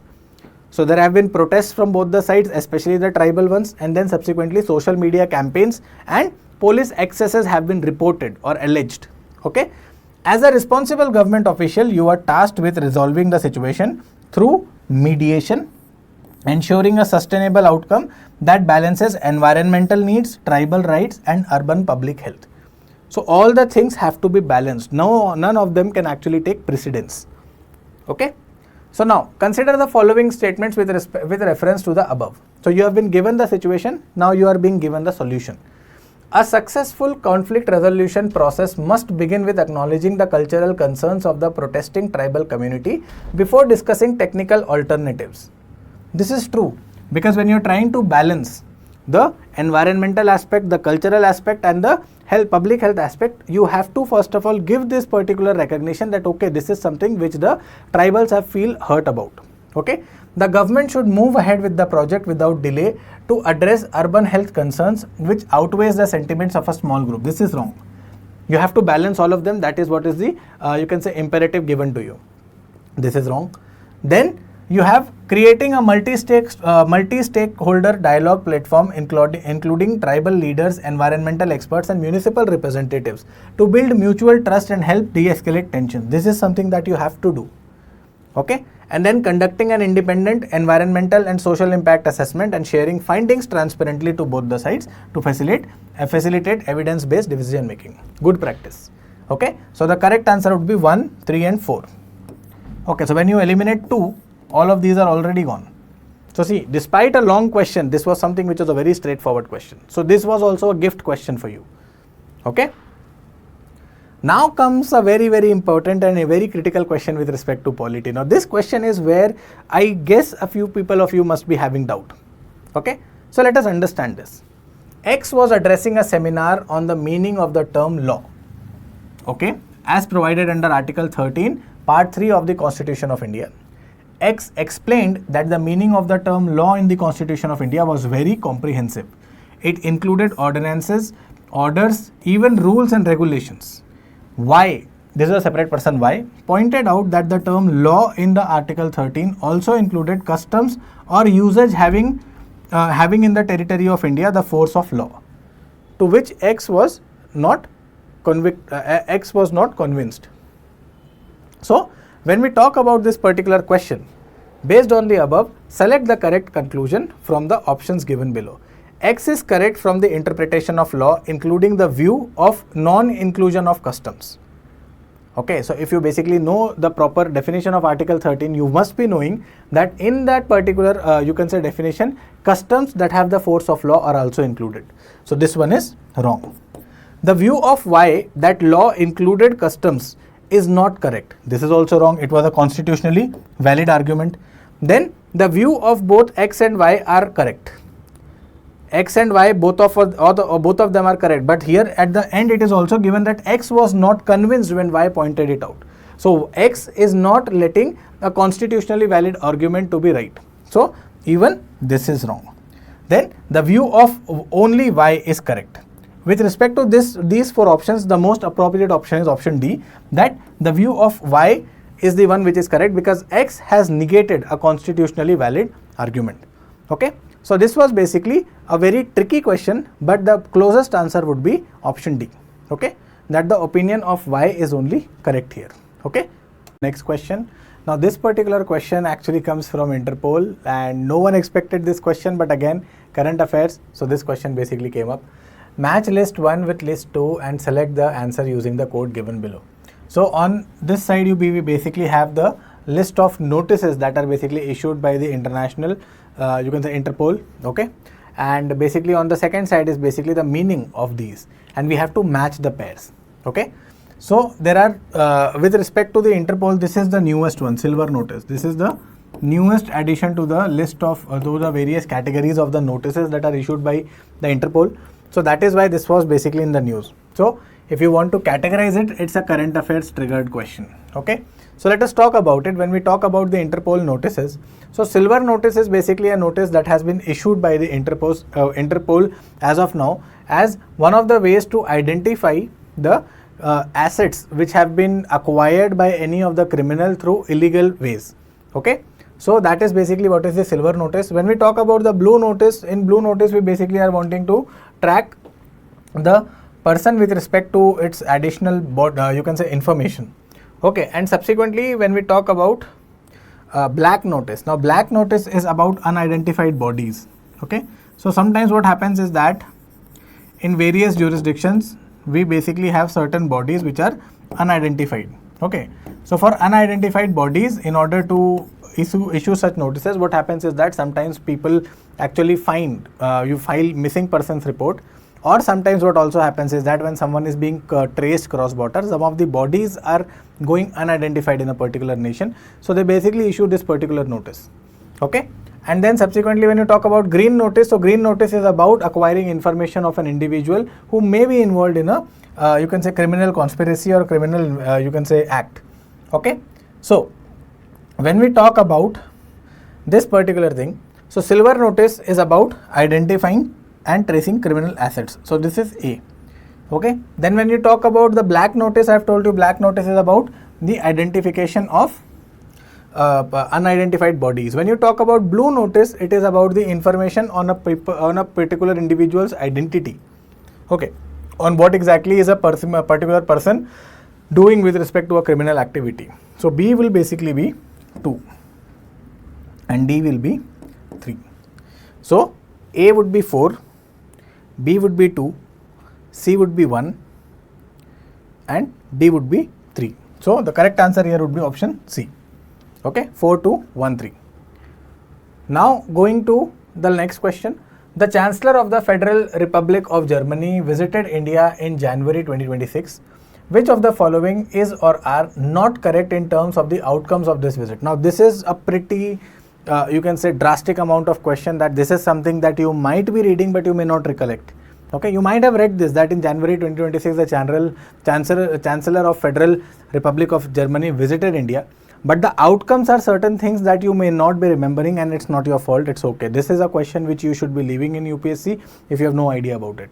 Okay, attempt this question only if you are interested and you know this particular kind of question. So when you talk about this particular question, signing of a memorandum of understanding between All India Institute of Ayurveda and University of Hamburg, this is not right. This did not happen. Okay. Second one, signing of a memorandum of understanding on youth hockey development between Hockey India and German Hockey Federation. This is correct. This particular you can say MOU has been signed with respect to one of the official outcomes of this particular summit. Okay. Establishment of a bilateral dialogue or mechanism on the Indo-Pacific. This is also correct. This is one of the security outcomes of this particular you can say summit. And the last one is opening of an honorary consul of Germany in Lucknow. This is not actually Lucknow. It is basically proposed to be in Ahmedabad. Okay. So basically what has happened is that in this particular scenario, which of the following are not correct? So 1 and 4 are not correct. So these are basically the two outcomes which were not actually the right outcomes of this particular meet of the Federal Chancellor of Germany, Chancellor of Federal Republic of Germany with respect to his visit to India. Okay, so let us move ahead now. Now let us move towards the next question. Okay, so yes, I do agree there were certain tricky questions here, but not so tricky. Now, consider the following statements with reference to the Constitution of India. There is no article in the Constitution of India that specifies that the Constitution of India will be officially called the Constitution of India. Okay, there is no article in the Constitution of India that specifies that Indian Independence Act of 1947 and the Government of India Act of 1935 stand repealed. There is no article in the Constitution of India that mentions, I'm very sorry about this transcription, 26th January 1950 as the date of the commencement of the Constitution of India. Which one of the following conclusions based on the above statement is correct? Now again, a novelty in the options that have been introduced. Okay, all three statements are correct. There is no correct statement. There are two correct statements that include statement 3. There is only one correct statement. Okay, so instead of having what questions we had in the previous iterations, how many statements are correct? One, only 2, only 3. This is the new kind of options that have come up. Okay, so we have to now evaluate this particular question. Okay, so when we talk about this, this is basically the last part towards the ending of the Constitution of India. These articles are actually mentioned. So when you talk about it, it is articles 393, 394 and 395. Sorry, this is article 395 and this is article 394. Okay, these are the articles where it is officially said that the Constitution of India may be called as the Constitution of India, article 393. Okay, article 394 says that some of the provisions which come immediately, okay, which have been enforced immediately after the adoption of the preamble on 26th of January 1949, 26th of November 1949, all the others are going to be enforced from the commencement date, that is 26th of January 1950. This is given in 394, transitory powers or transition powers, and 395 basically also talks about the acts which are going to be repealed. Okay, so in that particular manner, all the three are wrong. But still, for the sake of clarity, I have brought this for you from the Constitution of India itself. This is part 22. So when we talk about it, here the Constitution of India may be called as the Constitution of India, article 393. Okay, so it is there that the short title of the Constitution of India will be Constitution of India. Now, in article 394, it has been said that this article and the articles 5, 6, 7, that is technically the you can say the aspect of citizenship, 5, 6, 7, 8, 9. Article 60, Article 324 that actually establishes the Election Commission of India, Article 366, 367, 379, 380, 388, 391, 392 and 393 shall come into force at once. So once this constitution was adopted on 26th of November 1949, they all came into force. Okay, and after that, the remaining provisions of this particular constitution shall come into the force on 26th day of February 1950. So article 394 basically talks about the commencement of the constitution on 26th of January 1950. Okay, then Article 395, the Indian Independence Act of 1947, Government of India Act of 1935, together with the enactments amending or supplementing the latter act, not including abolition of Privy Council, are hereby repealed. So even this is given. Okay, so all of them are actually given in the Constitution of India, and hence because all of them are wrong, so the correct answer here would be option B. There is no correct statement. Okay, so ideally this is something that we should be knowing.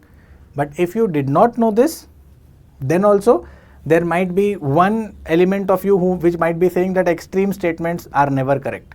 Even then you might have done this correct. Okay, if not, add this to your knowledge base. Okay, it's okay. It may not have been done by you correctly, it's okay. Now the next question.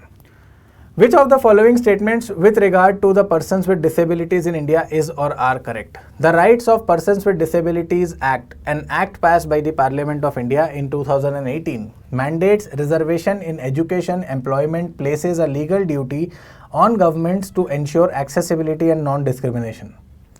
Okay. The Sugamya Bharat Abhiyan focuses on achieving universal accessibility for persons with disabilities across three key domains: built infrastructure, transport system, and information and communication technology. The National Divyangjan Finance and Development Corporation, NDFDC, is a public sector organization set up by the Ministry of Corporate Affairs as a not-for-profit company to promote entrepreneurship amongst the persons with disabilities. Select the correct answer using the code given below. Okay, so this question basically is about the rights of persons with disabilities. Okay, so why exactly this particular question has come up is something which is triggered by current affairs. Okay, why?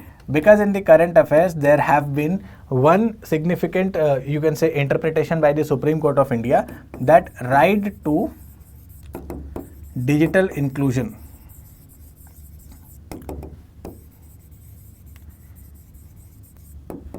or digital access is covered under Article 21. This particular interpretation was given under the Amar Jain case, okay, and subsequently based upon that this particular question was triggered. So let us evaluate this question. Now this question actually tests a lot of your facts, okay. So Right of Persons with Disabilities Act is an act by the Parliament of India, that is correct. But this particular act was enacted in 2016, not 2018.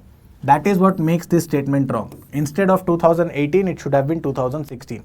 And yes, it talks about the, you can say the benefits that are to be extended, which are the rights of the persons with disabilities. Okay, so it basically first of all defines who exactly will be called as the person with disability. There is a very you can say wide definition that has been given. What are the benefits which are there for them and what are the rights given to them. Now Sugamya Bharat Abhiyan, you may also know it as the Accessible India campaign. Accessible India campaign.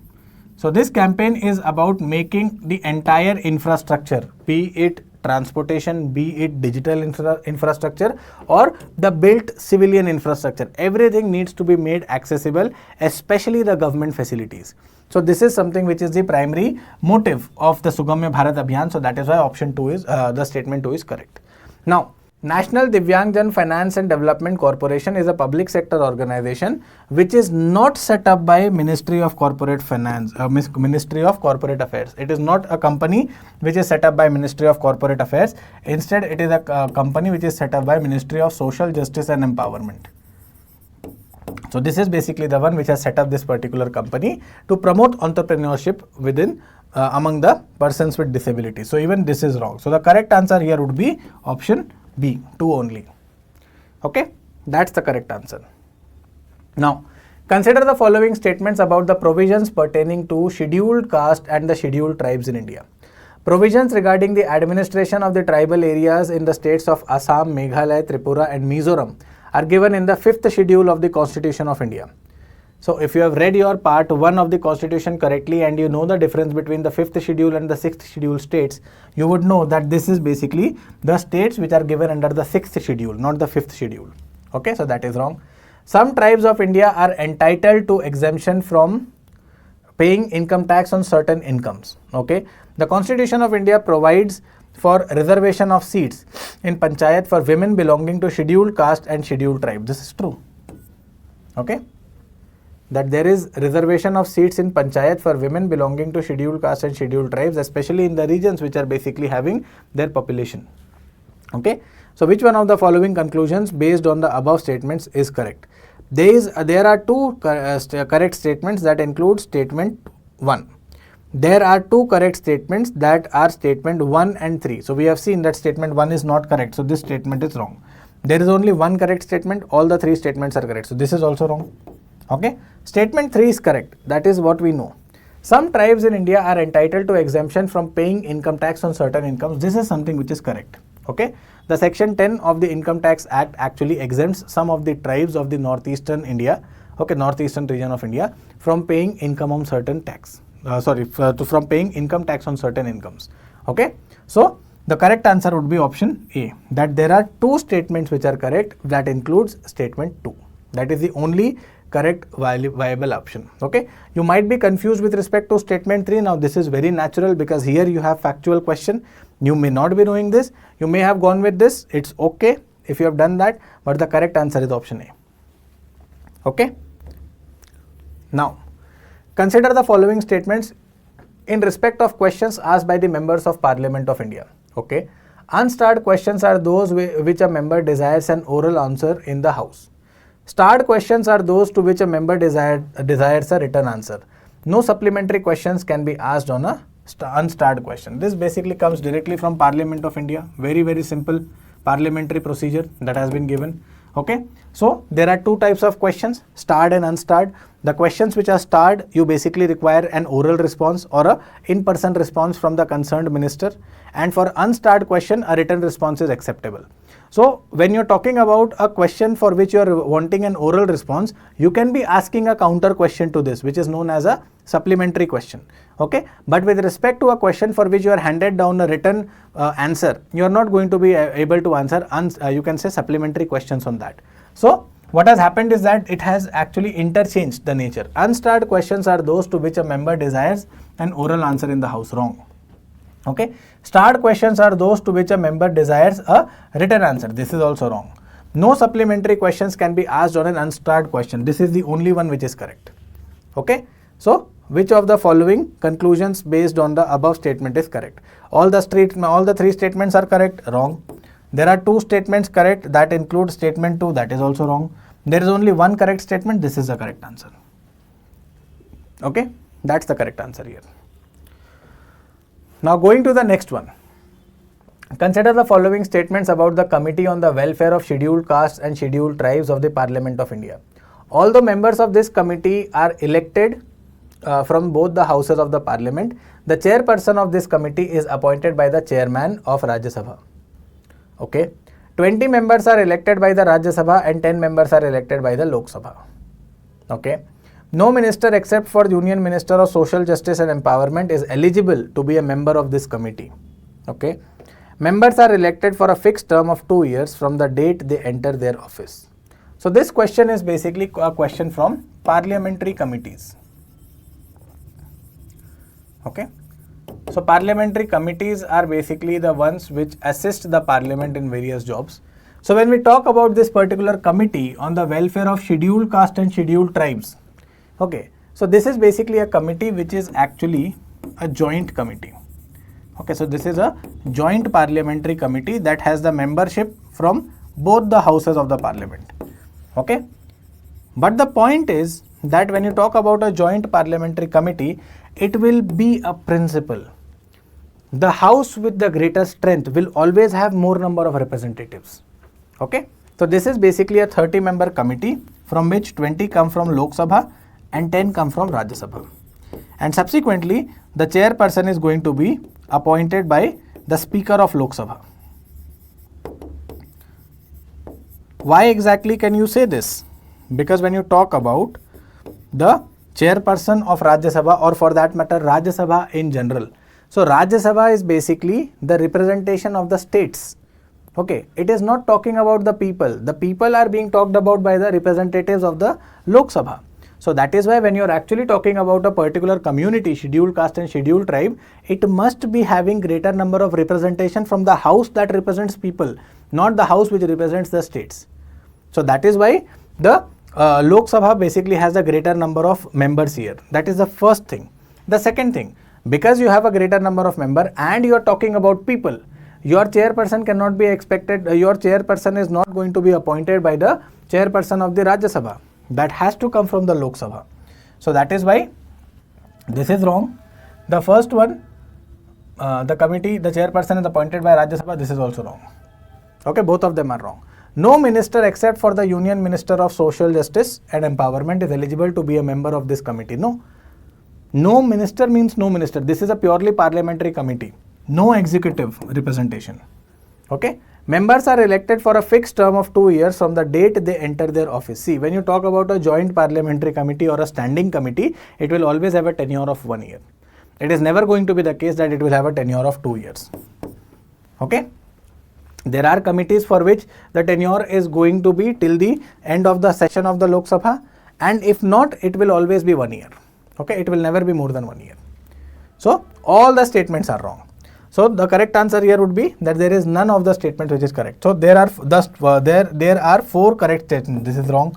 There is only one correct statement, that is statement 2. That is also wrong. There are 2 correct statements that include statement 1. Wrong. There is no correct statement. That's the correct answer. Option D. Okay. So, option D is correct answer here. Now, consider the following statements about Mission Sudarshan Chakra of India. Again, current affairs triggered by Operation Sindoor. Okay. So, Mission Sudarshan Chakra. It aims to enhance India's air defense, ballistic missile defense and aerial offensive capabilities. Yes, we want to ensure that India is protected from all the ways with respect to adversarial attacks. This is correct. This mission is being designed to enhance rapid, precise and powerful defense responses, reinforcing India's strategic autonomy. Yes, this is basically based upon our calculation and a new security doctrine that we have come up with. Okay, so if you know that we have actually come up with a new security doctrine, and these are basically the, you can say the effects of this particular doctrine. One of the aims of this mission is to cover all public places of India by an expanded nationwide security shield by 2035. That is one of the most important deliverables of this particular mission. Okay, so the correct answer here would be option A, 1, 2 and 3. Okay, that's the correct answer. Now, consider the following statements about the river bridges connecting India with neighboring countries. Maitri Setu, built over Feni River, connects Ramgarh in India and Sabroom in Bangladesh. Jhula Ghat suspension bridge connects India with Myanmar. Mechi bridge and its approaches connect Pani Tanki bypass in India with Kakarvitta in Nepal. Which of the statements given above is or are correct? Now, this is basically a question from international relations and subsequently from India's neighborhood. Okay, now this is something which we often ignore when we are actually preparing for prelims examination, but the point is that this should not be ignored. Okay, these are the infrastructure projects that India is executing in the neighborhood. Why? In order to ensure that India is promoting not just inclusive development but also consolidating its position as a reliable partner. Okay, so for that there are 3 things that are needed. First, what is the nature of the infrastructure? Okay, is it a bridge? Is it a railway track? Is it a, you can say a ship port you can say a ship port or something like that. So what exactly is the nature? What kind of infrastructure? Second, what are the destinations, the end points from you can say India all the way till that particular country? Okay, and the third thing, who exactly is it going to benefit? Is it for India? Is it for them? Or is it for both? So the first one, Maitri Setu, built over Feni River, right? Connects Ramgarh in India and Sabroom in Bangladesh. So, if you have been following current affairs correctly, you would know that when you talk about Maitri Setu, so Maitri Setu is built on Feni River, correct? Okay. But when you talk about the end points, so that is basically Sabroom in India and Ramgarh in Bangladesh. Okay, so the destinations and the countries have been interchanged. Okay, so this is wrong. Jhula Ghat suspension bridge connects India with Myanmar. This is wrong. Jhula Ghat is a very, very famous bridge that connects India and Nepal. Okay, this is wrong. Mechi bridge and its approaches connect Pani Tanki bypass in India with Kakarvitta in Nepal. Now, this is basically a portion of Darjeeling. If you actually go to Darjeeling, this is something that you are going to see in that particular region. So, this one is correct. The first 2 are wrong. Okay. So, when we talk about it, so this is basically that when we talk about Jhula Ghat suspension bridge, now this is something which is going to be a part of you can say the connection between India and Nepal. Okay, so Jhula Ghat does not connect India and Myanmar. And then Mechi is something which is there in the region of Darjeeling. So from there it is connected to Nepal. That is correct. Okay. So now this is an IR question. Now this is something which requires some amount of studying with respect to the infrastructure project that India is doing as a part of the Look East policy. For that matter, you can be talking about the neighborhood first policy. So we are actually executing these particular projects. So you should be knowing this, okay? This is a fundamental part. Now, this particular question was one of the most unexpected kind of question that came up. Okay, so this is where you might be finding a little bit or completely you might have lost the you can say the grip. That's completely fine. Now this question is about Bharatiya Nagarik Suraksha Sanhita BNSS. Okay, so which one of the following statements about a zero first information report or zero FIR under the BNSS 2023 is or are correct? A zero FIR can be launched at a police station even though the place of commission of a cognizable or non-cognizable offence is outside the territorial jurisdiction of that police station. Okay, the officer in charge of the police station where a zero FIR has been launched may, with the permission of the competent authority, initiate a preliminary inquiry. Under the zero FIR, it is obligatory for the informant to furnish information electronically. Select the correct answer using the code given below. So when you talk about a zero FIR, see, BNSS is basically the you can say the document which actually replaced the CRPC, okay, for us. So that is why when you talk about the code of criminal procedure, that was something which was actually replaced by the Bharatiya Nagarik Suraksha Sanhita BNSS in 2023. Okay, so the Indian Penal Code, that was replaced by Bharatiya Nyaya Sanhita BNS, and CRPC was the one which was replaced by BNSS 2023. But what was not changed were the fundamental definitions. So when you talk about a zero FIR, so zero FIR is basically an FIR which is lodged in any police station of India without any concern with respect to you can say the place of commission of a crime. So a crime may have been committed in some particular place, but your FIR is being lodged in some other police station, and that is basically done for certain of the you can say some of the other kind of cases. There are certain cases or there are certain crimes for which zero FIR can be done. Okay, so the place of occurrence of that crime has been some other district or some other police station, and you can lodge that complaint in any police station of India. That is basically the concept of zero FIR. Okay, so when you talk about the first statement, a zero FIR can be lodged at a police station even though the place of commission of a cognizable or non-cognizable offence is outside the territorial jurisdiction of that police station. This is the definition of zero FIR. That is correct.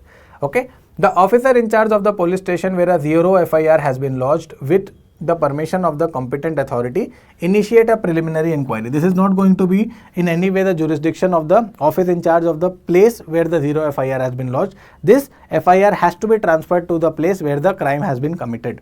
Okay, so that is wrong. Under zero FIR, it is obligatory for the informant to furnish information electronically. This is also wrong. You can go walk into the police station, lodge a complaint and then come out. No, it is not necessary that you have to lodge the complaint electronically only. Okay, so the only correct answer here is option C.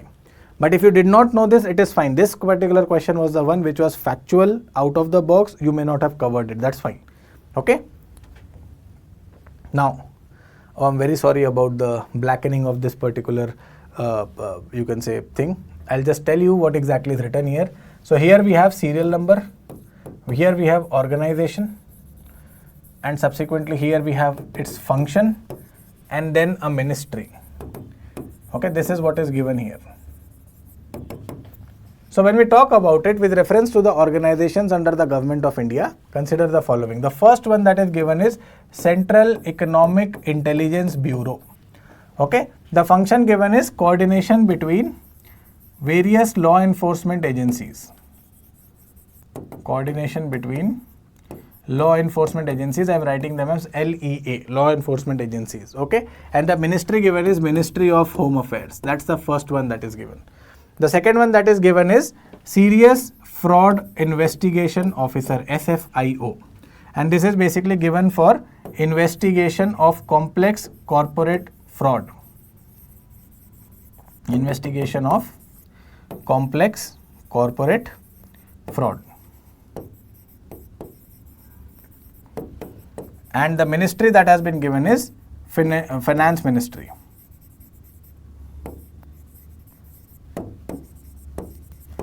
Okay, the third one that is given is CBI, Central Bureau of Investigation, and this is basically given for preserving values in public life and ensure health of national economy. So this is basically in public life.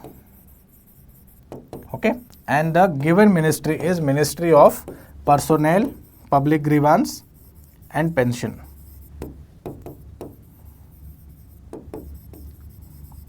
So we basically have to tell how many of them are actually correct.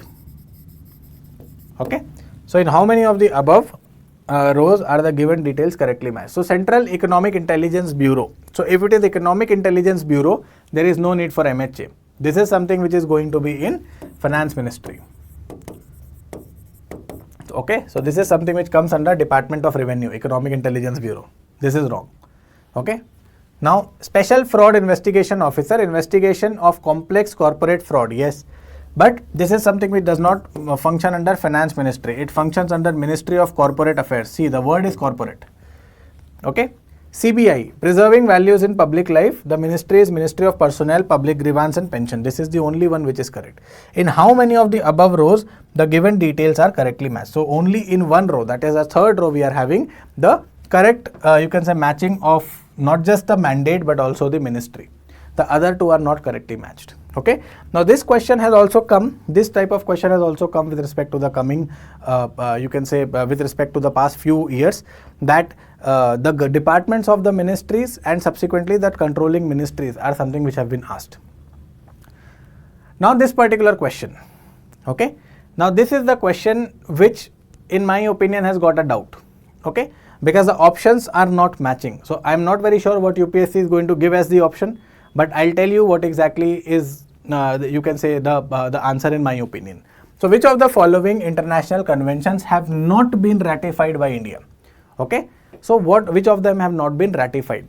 First one, Employment Policy Convention, Abolition of Forced Labor Convention, International Convention on Protection of Rights of All Migrant Workers and Members of Their Family, Geneva Convention relative to the protection of civilian persons in time of war, Convention on Reduction of Statelessness. Select the correct answer using the code given below. Employment Policy Convention, now this is something which has been ratified by India. Okay, this basically is from ILO International, this is basically Employment Policy Convention. This one and the next one, Abolition of Forced Labor Convention, both of them have been ratified by India. Okay, at the beginning of this century, 1999 and 2000, they have been ratified. International Convention on the Protection of the Right of All Migrant Workers and the Members of Their Families. Now, this is something which has not been ratified by India. Okay. Geneva Convention relative to the protection of civilian persons in the time of war. Now, this is something which has been ratified, but its protocol has not been ratified. Okay. And Convention on the Reduction of Statelessness, this has not been ratified. So, in my opinion, the answer should be 3 and 5, but the only option which is given here, which is matching, you can say the options which are present here is 3, 4 and 5. But still, there is a doubt with respect to option 4. Okay. So, that is why I am not taking the answer. Now, let us see what UPSC gives us the answer. But this must not be the answer because this is something that we have ratified. Now, the next question. Which of the following connectivity projects is or are part of the cooperation between India and ASEAN member countries? Now, again, this is a question from international relations and again from India's neighborhood policy. Okay. So, this fundamental thing is something that we need to be very, very clear about. Okay. So, the first one, Kaladan Multimodal Transport Project. This is basically a very, very important project for India that we are basically trying to do in order to expand our footprint in the Southeast Asian nations, and that is ASEAN. So, this is basically a project between India and Myanmar. This is correct. Okay. So, there must be the involvement of ASEAN member countries as well. That's the point. IMT Trilateral Highway. So, this is basically India, Myanmar, Thailand. Okay. Where Myanmar and Thailand, both of them are actually the one which are, you can say, the countries of ASEAN. So, this is also correct. IMT Trilateral Highway. Agartala Akhoda Railway Line. Now, this is basically a railway line between India and Bangladesh. Okay. So, basically what is happening is that we would want to expand or you can say we can diversify our connectivity to the northeastern region using this particular railway line. So, that is why this is something which actually links Agartala and Akhoda. Okay, but this is not basically, you can say, a project between ASEAN members and India. This is basically Bangladesh and India. So the correct answer here would be 1 and 2, option A. Okay, that is the correct answer here.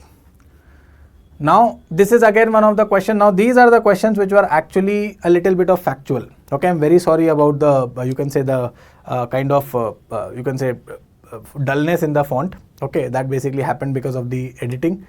Let us understand. Match list 1 with list 2 and select the correct answer using the code given below. So here we basically have projects, okay, which are supported by India.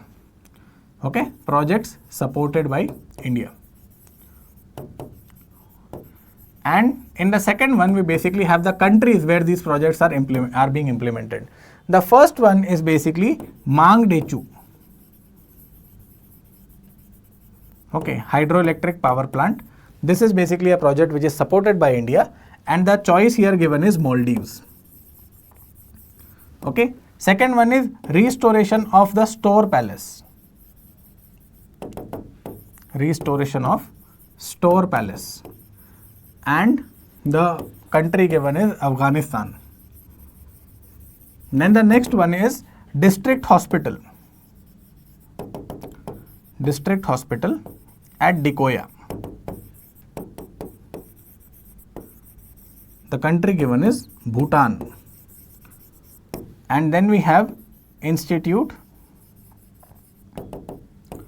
of Security and Law Enforcement Studies. The option given is Sri Lanka. We have to match the correct ones. Okay. So which project is where? So one of the very important projects that we basically have with respect to Bhutan is the Mangdechu hydroelectric project, a very, very important milestone in India-Bhutan relationship. So this is A, B, C, D. Here we have 1, 2, 3, 4. So here we have A is mapped with 3. Okay. Mangdechu hydropower project is in Bhutan. Second one, when you talk about Store Palace, now this is a very, very famous palace in Afghanistan. So B is matched with 2. And I'll also very quickly write this down, the options which are here. So this is 1, 4, 2, 3, 3, 2, 4, 1, 3, 4, 2, 1, and 1, 2, 4, and 3. Okay, so A is matched with 3, Mangdechu is in Bhutan, and Store Palace is in Afghanistan. Now, when we talk about Dikoya, okay, now Dikoya is basically a place in Sri Lanka, and Institute of Law Enforcement Agency is basically in Maldives. So the correct answer here should be A is 3, B is 2, C is 4, and D is 1. So the correct answer here would be option B. That's the correct answer. Okay, so option B is the correct answer here.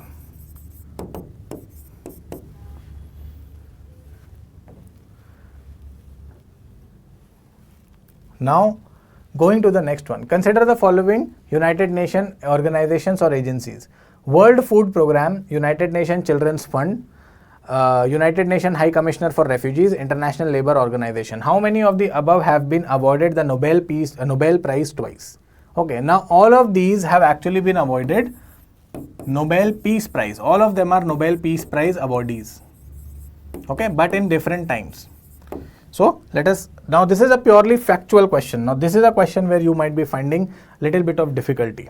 Okay, World Food Programme was one of the most recent awardees of this particular program, that is 2020. Okay, during the COVID lockdown, it was awarded the Nobel Prize. Okay, when you talk about International Labour Organization, this was given in 1969. Okay, but when you talk about United Nations High Commissioner for Refugees, now this is basically the organization that has been awarded the Nobel Peace Prize twice. So how many such organizations? All the others have been awarded once, but United Nations High Commissioner for Refugees, that has been awarded twice. So the correct answer here would be option 1. Okay. So this is basically for your reference.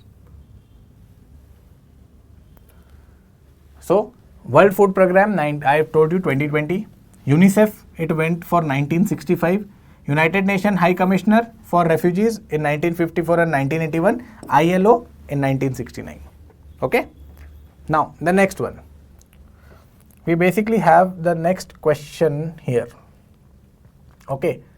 Now this is basically BIMSTEC Center. Now these are purely international relation based factual questions.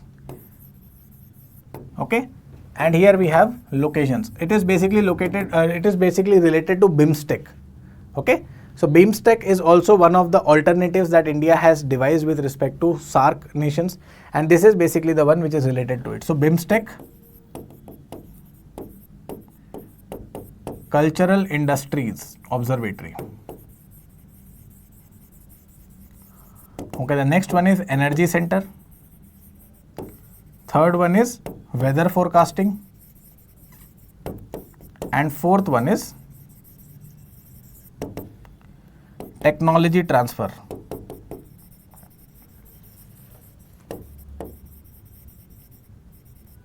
Okay, and the options given are Noida, Bengaluru, Colombo, and Thimphu.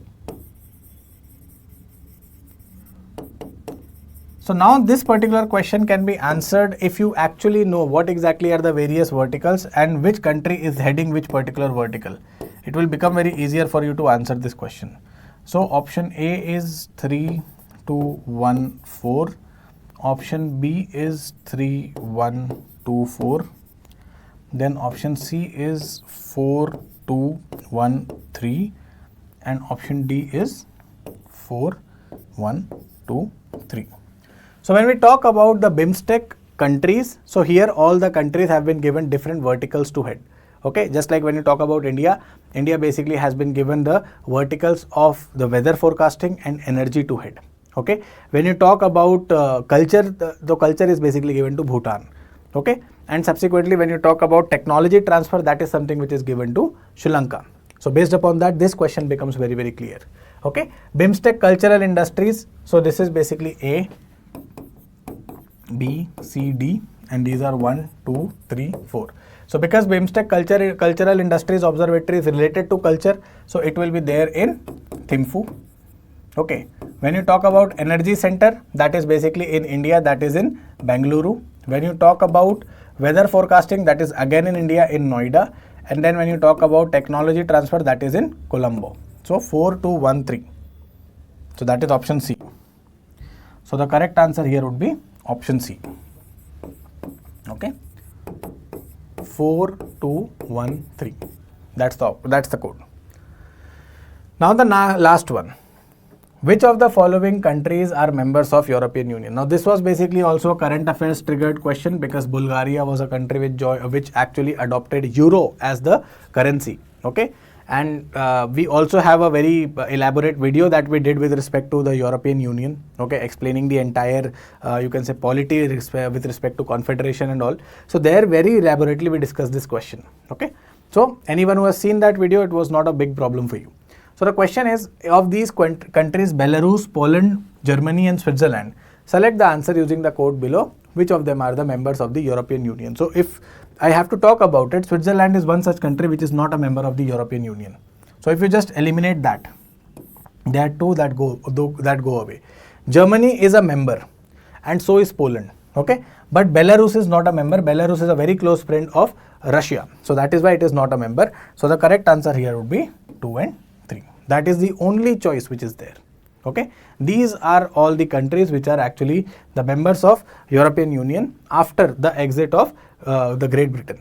Okay, so with respect to the Ireland that you are seeing here, it is actually the Southern Ireland. Okay, so that is not the Northern Ireland, it is the Southern Ireland which is actually a member of the European Union. So these were basically the questions that came up with respect to geography, polity and international relations.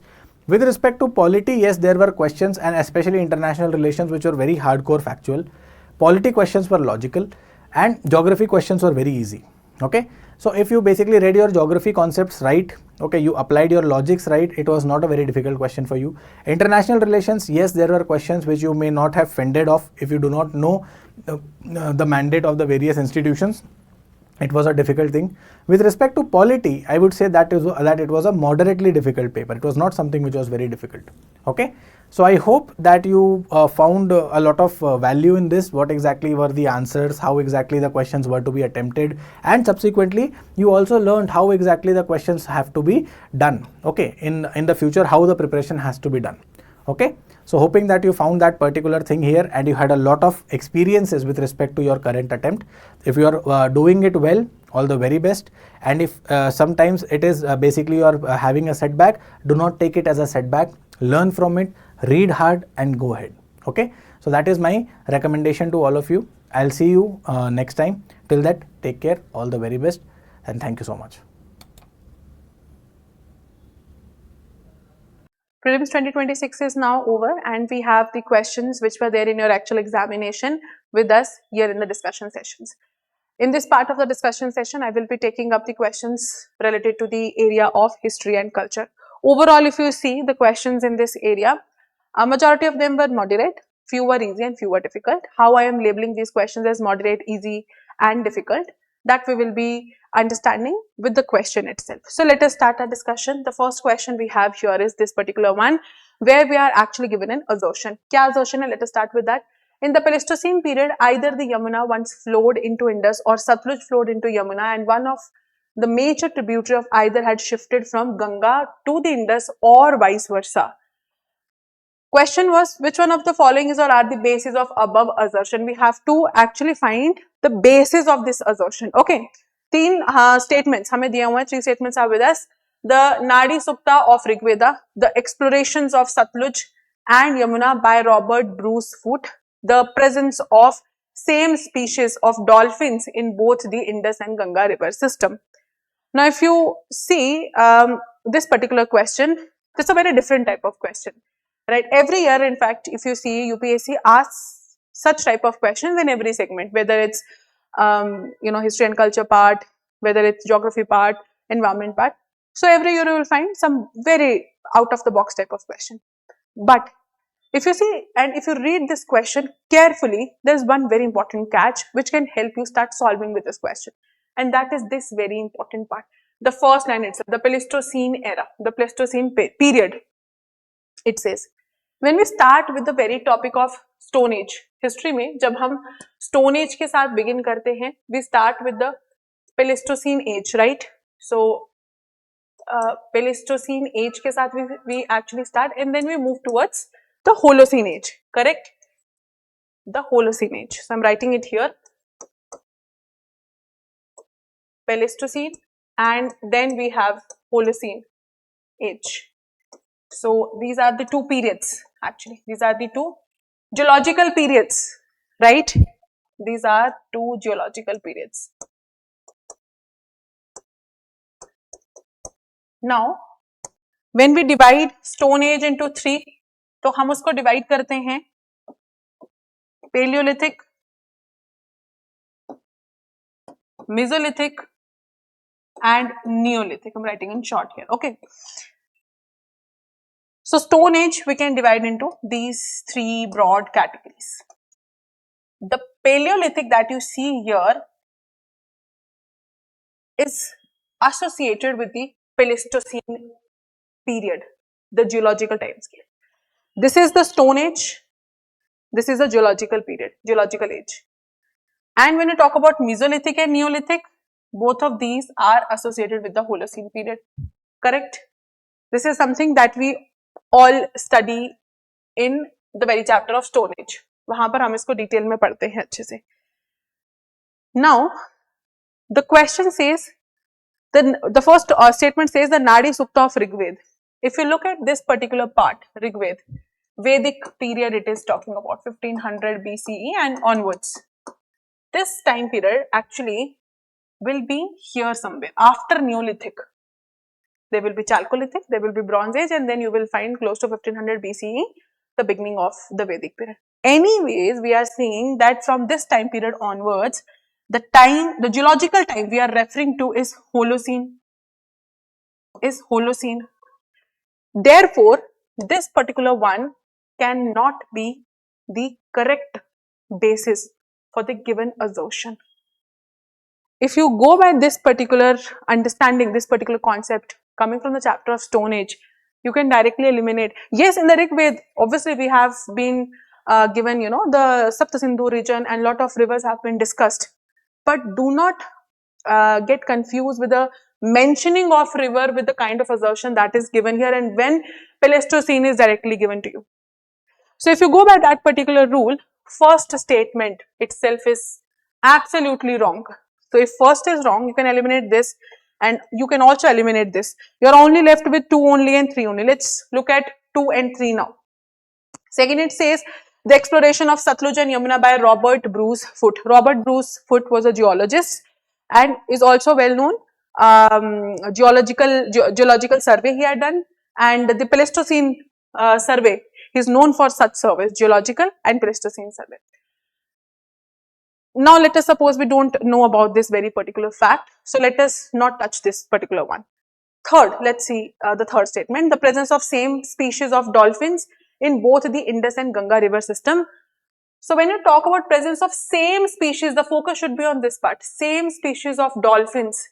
This is the catch point, which is absolutely incorrect. No genetic, you can say, similarity is now present there between the dolphins present in Ganga river system and in Indus river system. Even with the cool mind, if you understand this statement, this was the catch point here. If that is the case, because the two river systems do not have any sort of genetic similarity in terms of dolphin, this cannot be the correct answer also. So if this is also going out of the picture, only one statement is left with us, even though we do not have clarity about Robert Bruce. So that is how you can be getting the correct answer, and that should be option B. So B is the correct answer hona chahiye. That is 2 only. Okay. So this particular question, if you see, so the topic which can actually help you solve this question is Stone Age,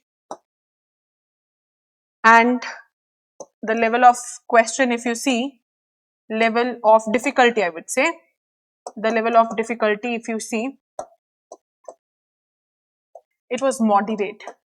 Why I am saying it's moderate? Because if you are able to guess the first statement in the similar fashion as we have been doing here, then it will become easy for you to eliminate A and C options directly. So then only 2 options are left. You're not sure about second. The third statement itself is, sufficient enough. Sufficient details are given enough, in the statement to solve this particular step. So moderate category it is. Not very easy, because if you see this question in the first instance, you might feel like you don't know about this question at all. But if you look carefully, you will find that there are a lot of clues given in the question itself. So that is why moderate category. So this was the first question. Moving ahead, and also talking about the source. If you talk about the source, so NCERTs are the major source. Class 6th and class 12th NCERT, when you start history with these 2 books, then you will find the chapter on Vedic culture, Vedic period. दोनों में मिल जाता है. There you will find mention of Sapta Sindhu region and rivers being mentioned there, and also the Stone Age when you start to read. So Pleistocene age, and also in some other reference books if you go. So आर्य शर्मा अगर आप पढ़ते हैं या कोई और book पढ़ते हैं, तो वहां पर geological age of earth, in fact class discussion में भी हम प्लेस्टोसीन एज को, यानी कि स्टोन एज को, हम जियोलॉजिकल एज के साथ कंपेयर करके जब चलते हैं, when we talk about the evolution of human species and all, then this particular topic is being discussed in the class. So it was a moderate kind of question. Now let's move ahead and let's talk about the second question. The second question was from the topic here is Buddhism. The topic here is Buddhism, first thing, and let us read the question now. It says, what does an empty seat represent in early Buddhist iconography? Can you understand the word iconography here? That means some sort of symbols they are referring to. Okay, some sort of symbols they are referring to. So that means whatever we are seeing here, we have to match the correct icon with it, correct symbol with it. Empty seat, we have to see. Empty seat represents what? This is the question basically. The first statement is the meditation of Buddha. Second is Buddha's first sermon. Third, Buddha's Mahaparinibbana. Fourth, the Buddha's Maha Abhinisha Kramana. So if you look at all the four statements, A should be the correct answer here. Directly, this is a direct question. Why I'm saying direct question? If I refer to the source, class 12th NCERT, direct question from NCERT, direct question this is. In the chapter where Buddhism has been discussed, stoops have been discussed in that particular part of the chapter also. Themes in Indian history, part 1 is the book actually. Exact things you will find there. So ये direct question था from your NCERT book, कहीं जाने की जरूरत ही नहीं थी. So this is a direct question from your NCERT, and therefore if you look at the level of difficulty, so it was easy.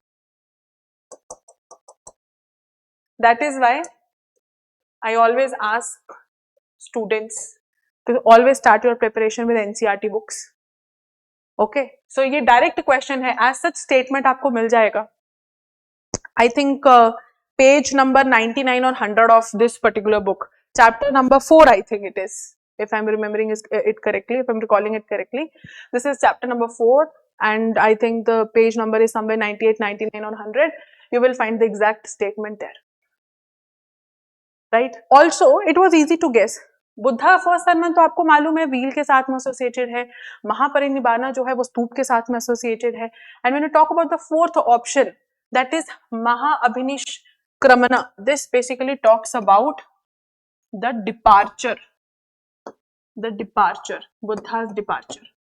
So this is represented by horse. So when Gautam Buddha left his royal life, that whole event is being depicted by that. और जब उन्होंने अपना favorite horse को लिया and then he started his journey, so that this particular one is depicted by that. So that is represented by horse. So if you look at the empty seat, so empty seat is representative of meditation of Buddha. Okay, बाकी के तो match नहीं होते, plus ये direct question है.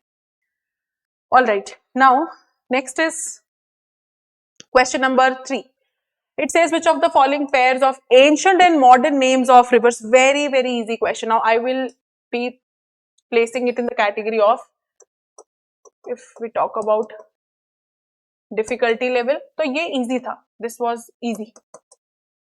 Why it was easy? Because no matter whatever books you are referring for your NCERTs, आप reference book के लिए R.S. शर्मा book रेफर करते हैं या कोई भी अपनी पसंद की book रेफर करते हैं, NCERT तो रेफर करते ही हैं.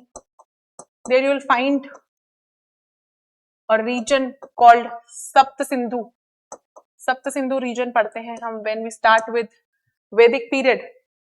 The Sapt Sindhu region, all the 7 rivers are written there, and all the Sanskrit names and modern names are also there. So if you refer to any of the books, general question it was, and difficulty level was easy here. So Vitasta, actually Vitasta is Jhelum and Askini is Chenab. So दोनों को जो था वो change कर दिया गया था. Parushini is definitely Ravi. Third is correct, but first and second are wrong. So if first and second are wrong, so option A is gone. Third is definitely correct. So we can narrow down our options to B and C. 3 only and 3 and 4. Fourth is Yavyavati. Yavyavati actually is some tributary of Gomati. Some tributary of Gomati. Now if you don't know about this, even then Byas, if you see, Byas is not Yavyavati. So ये तो बहुत easy question था. This was easy to guess correctly. So the correct answer here will be 3 only. C will be the correct answer. Last का हमने answer कर लिया discuss. Yes, A was the answer. इसका जो answer होगा that will be C. So directly the source I'm giving to you, and that is R.S. Sharma book or NCERT. Also one more very important thing. Let us also keep on writing the areas, from what areas the questions have been asked. A lot of students get confused with it also.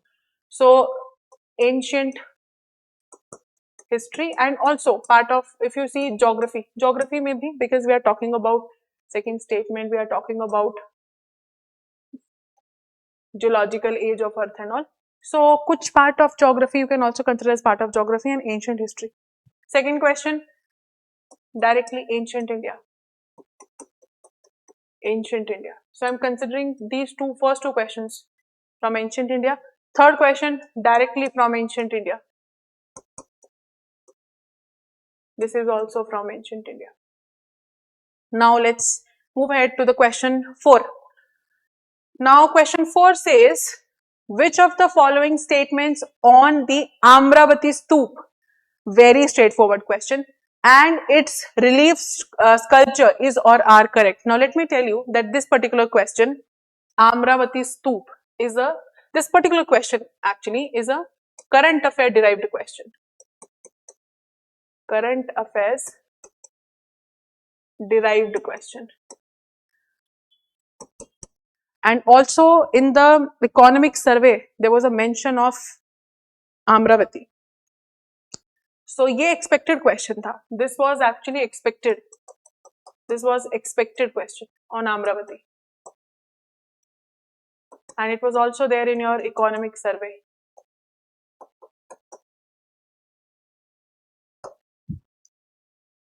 Okay. So current derived question it is. And if you look at the question was also simple and easy. Because if you refer to the sources, अगर आपने class 12 NCERT refer किया है, same book again, India's that part, theme 1. We have different parts. The first theme itself, the same chapter, जहाँ से ये Buddhism को आप refer करेंगे, this particular one, this particular question, the same chapter, you will find this topic, Amravati Stoop. Actually, the chapter starts with discussion on Amravati and Sanchi, and then they start discussing about other architectural elements related to Buddhism and then Jainism. Same chapter से ये पूछा गया है. So sources again class 12th NCERT, directly Amravati Stoop is given there. It was located in the lower Krishna Valley is absolutely correct. You will find all the details there. In India, it was next only to the Sanchi Stoop in size. Now, this particular one is not actually given in the NCERT book. ये दोनों में comparison, क्योंकि there is one paragraph where both these stoop, that is Sanchi Stoop and then Amravati, both are discussed actually in one subheading or heading only. So दोनों में साथ साथ में बहुत सारे details दिए हुए, geographical details are also there, architectural details are also there. But if you see, the second statement is basically talking about the comparison. This comparison actually is not directly given there. First statement is correct. Third statement, the Amravati School of Sculpture made a lasting impact on the later South Indian sculpture and its products were carried to Sri Lanka and to Southeast Asia. This is absolutely correct. Actually, second statement is not correct. So, in India, it was next only to Sanchi Stoop in size, is not correct. So, ये comparative जो था, directly comparison जो था, दोनों के बीच में comparative study is not actually given in terms of its size. But whenever you are reading, whenever you are comparing any of the things, just understand, compare it in terms of its volume, its size, the location, all these things are important. So, well, if you see this particular source, you will find this question there. So, 1 and 3 is the correct answer. B should be the correct answer. Amravati Stoop जो था वो बहुत बार news में रहा भी है, even 2025 में भी, 2026 में भी it was in news, so it was an expected question. So, this was current derived question. That is why this particular one was there. Moving ahead, okay, talking about the difficulty level. Difficulty level, if you see, I would say moderate, because statement 2 was little tricky in that case. So, if you have idea about first and third being correct, these things are given directly in your NCERT. So, then only you will be able to narrow down to two options, B and D. But in order for you to actually get to the correct answer, you have to understand whether this particular one, that is statement 2, is correct or not. So, that's why I am saying that it's moderate. Otherwise, it's a easy category question directly from your NCERT book it is. Question 5. Which of the following pairs of kings and his dynasty in the early historical Tamilakam is or are correctly matched?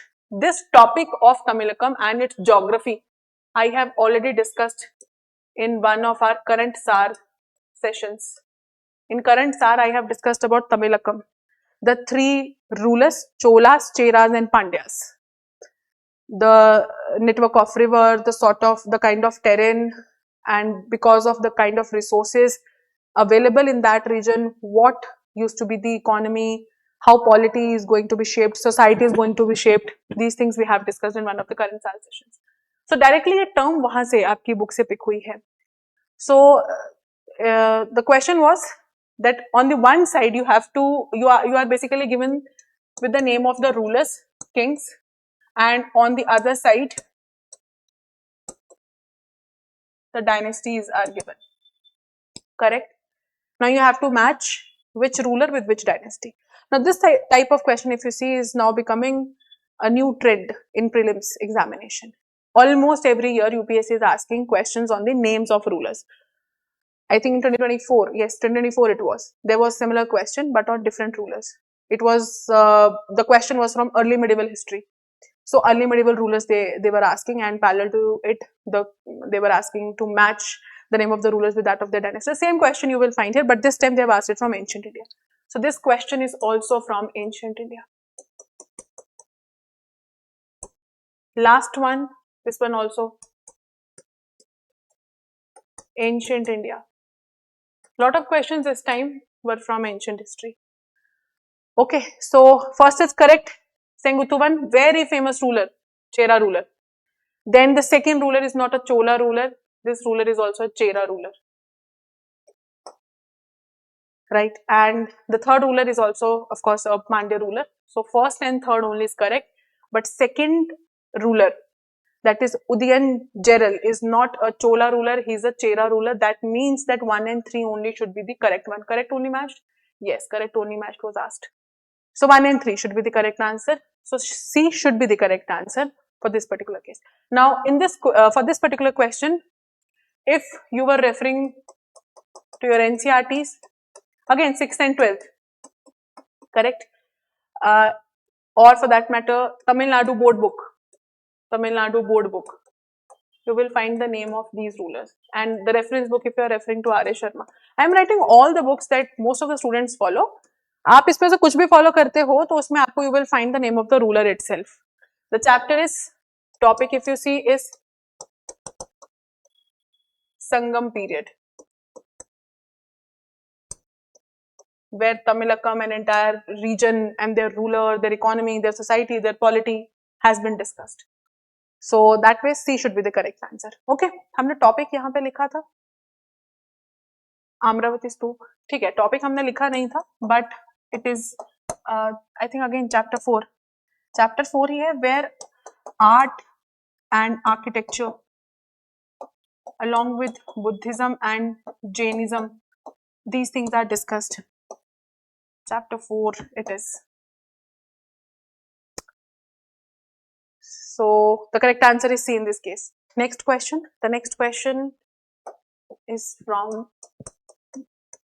the part modern history or modern India. Question number 6. Which of the following factors contributed to the formation of forward bloc by Subhash Chandra Bose in 1939? Directly it is asking about the factors responsible or contributed to formation of forward bloc by Subhash Chandra Bose, and the year also is written here, 1939. So ये बहुत easy हो जाता है in that particular case to understand that what exact time period they are referring to in the question. This question, if you see, is directly talking about the Tripuri session of 1939, जहाँ पर गांधी जी का जो आप कह सकते हैं selected candidate थे for the presidentship of INC for its session was Pattabhi Sitaramayya, लेकिन we have observed that Subhash Bose got elected for this presidentship for this particular session here. So the entire thing has been written in your spectrum book also. Spectrum में भी आपको मिल जाएगा ये same चीज. NCERT class 12 अगर आपने themes in Indian history part 3 refer किया है, you will able to find easily these things there. And Plassey to partition, if you see Plassey to partition, there also you will find very beautifully this entire Tripuri session has been discussed there. So वहां पे दिया हुआ था. Statement 1 was Bose failed to win the confidence of Mahatma Gandhi is absolutely correct. Second, Congress left was disunited and failed to support Bose is also correct. Communists did not support is not correct. actually communist did support, तो ये तो गलत है. And fourth is the supporters of M.N. Roy and socialist leaders like Jay Prakash Narayan preferred Congress unity to supporting both is also correct. So all these points are actually being discussed very very beautifully in all these books. तो आप कोई भी book refer करते हो, बिपिन चंद्रा भी refer करते हो. Tripuri session has been discussed in detail in all the books. You can also find the reference to this particular question in class 12th NCERT themes in Indian history part 3. वहां पे भी इसको बहुत अच्छे से जो है वो दिया हुआ है. So that ways first is correct, second is correct, third is not correct. So 1, 2 and 4 should be the correct answer. B should be the correct answer. So if you see this question, it is a direct question. ये सीधा सीधा question book से था. अगर आपने Tripuri session ठीक से पढ़ा है, so in that case you will be able to easily solve this particular question. And if you have read with clarity the ideological differences अगर आपने ये भी ठीक से पढ़े हैं between बोस, सुभाष चंद्र बोस and गांधी, तो in that case आपको ये क्वेश्चन इजी होता सॉल्व करने के लिए. So difficulty level I would say यहाँ पर भी इजी ही है, बहुत ज्यादा डिफिकल्टी क्वेश्चन नहीं था. Difficulty level is okay, easy है. Direct question it was. Next question number 7, consider following statements regarding British policy in Awadh. Policy in Awadh and it says immediately after annexation in 1856. So annexation of Awadh के immediate बाद what was the policy of British? Now if you see this particular question, ये modern history का question है. This is a question from the part area modern history, and this question is actually checking your understanding on the events like if this event had happened, what are the causes, what are the consequences.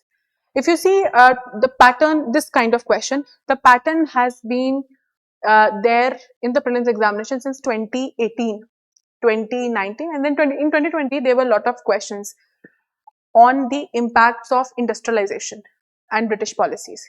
Similarly, if you see here, this particular question is also talking about the impact of British policy. But in this case, the question is about the policies on Awadh, the policy stance of British. So 2020 onwards, if not 2018, the 2020 onwards, अगर आप देखोगे ना, तो this trend is there, where with respect to any event that you are reading in modern history, two things: one, responsible causes, factors, and other consequences. These things now have been asked by UPSC in prelims. So ये काफी ज्यादा pattern जो है वो देखने को मिल रहा है. So we have first statement as the Talukdars were dispossessed of their estates but allowed to retain their arms and force. Absolutely incorrect. They were dispossessed and therefore they were not allowed. This statement is directly given in your books. So Placido partition भी अगर आप पढ़ोगे, there also you will find this particular thing.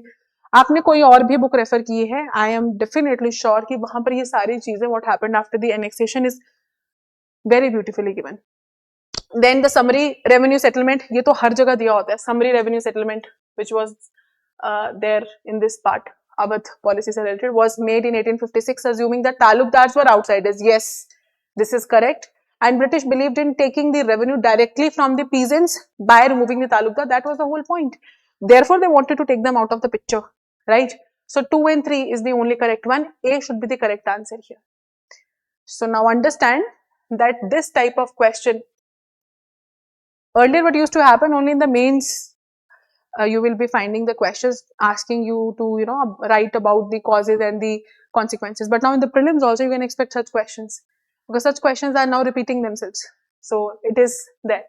So modern history ka ye topic hai, 2020 onwards this sort of pattern is always there, and I always say this to my students that whenever you are reading modern history, focus on two particular things.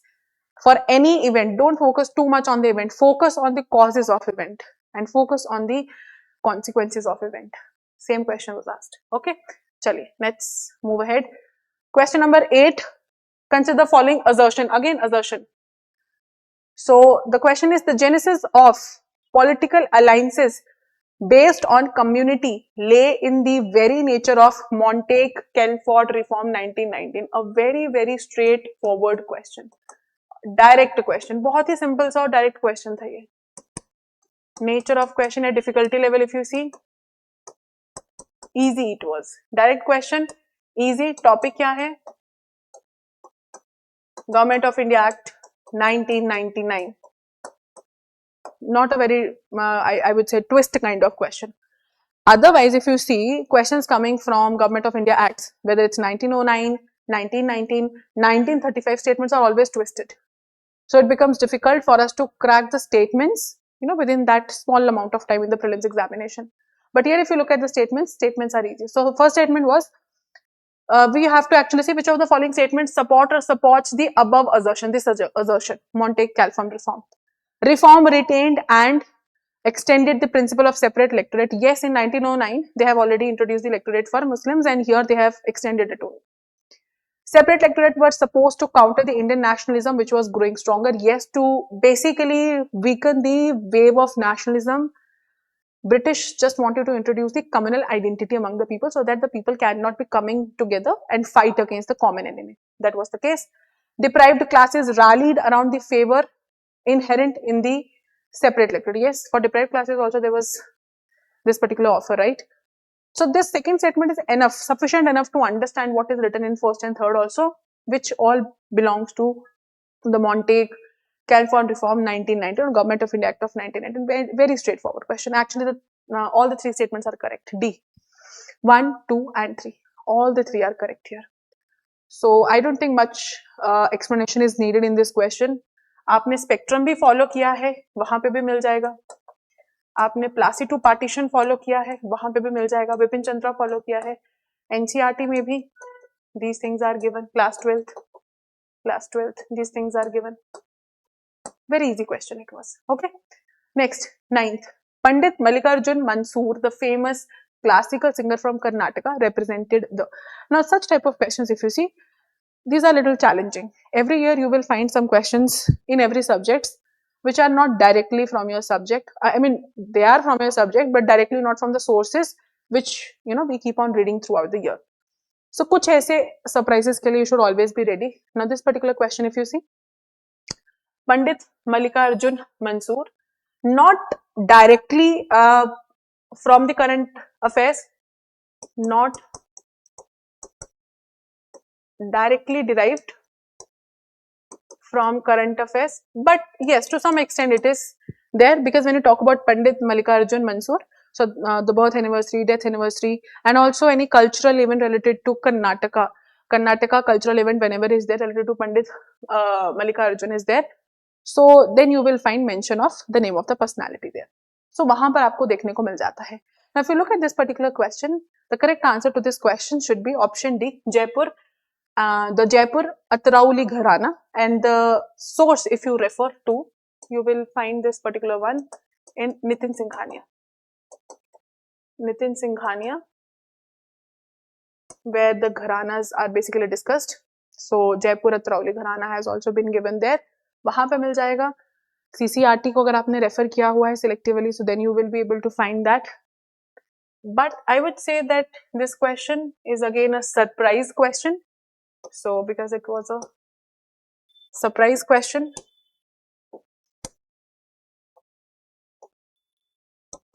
so if you have not attempted this, that is good. If you have idea about this question, tabhi isko solve karo, otherwise such questions are little tricky. Okay, so in this case, difficulty level I would say would be high difficulty. Moving ahead, question number 10. In which one of the following texts, the question is directly about the literature text, does the term Kshetrapani, not Pani, Kshetrapatni, that is mistress of the field, originate? Now if you look at this particular question, again this question is from ancient history. Ancient history का ये question है, and if you look at the sources from where you can actually check the answer and the meaning of this entire thing. So if you refer to NCERT, or for that matter R.A. Sharma book, for that matter Upinder Singh, कोई भी book अगर आप refer करते हो, you will not find the exact word.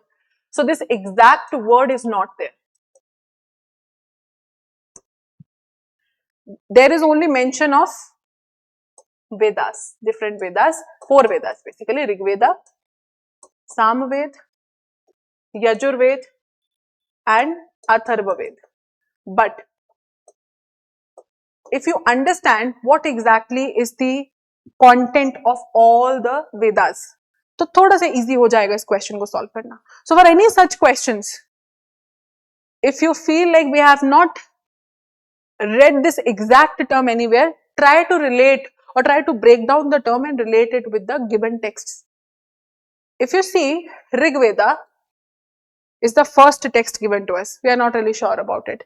But we are definitely sure of a fact that in Rig Veda, lot of hymns related to worship, God, right? All of these things are written there. Then Atharva Ved, it talks about agriculture. Very important thing. It talks about agriculture. इसके बारे में जरूर बात करता है ये. Apart from the how we can ward off the evils, how can we do this and that. So along with all those things, it talks about society and it also talks about agriculture. Very important part. Similarly, when we talk about Samved and Yajurved, तो दोनों का अपना अपना एक content है. Now, if you look at Ashtadhyay, Panini's Ashtadhyay, this is completely different. This is a Sanskrit grammar, 4th, 5th century BCE.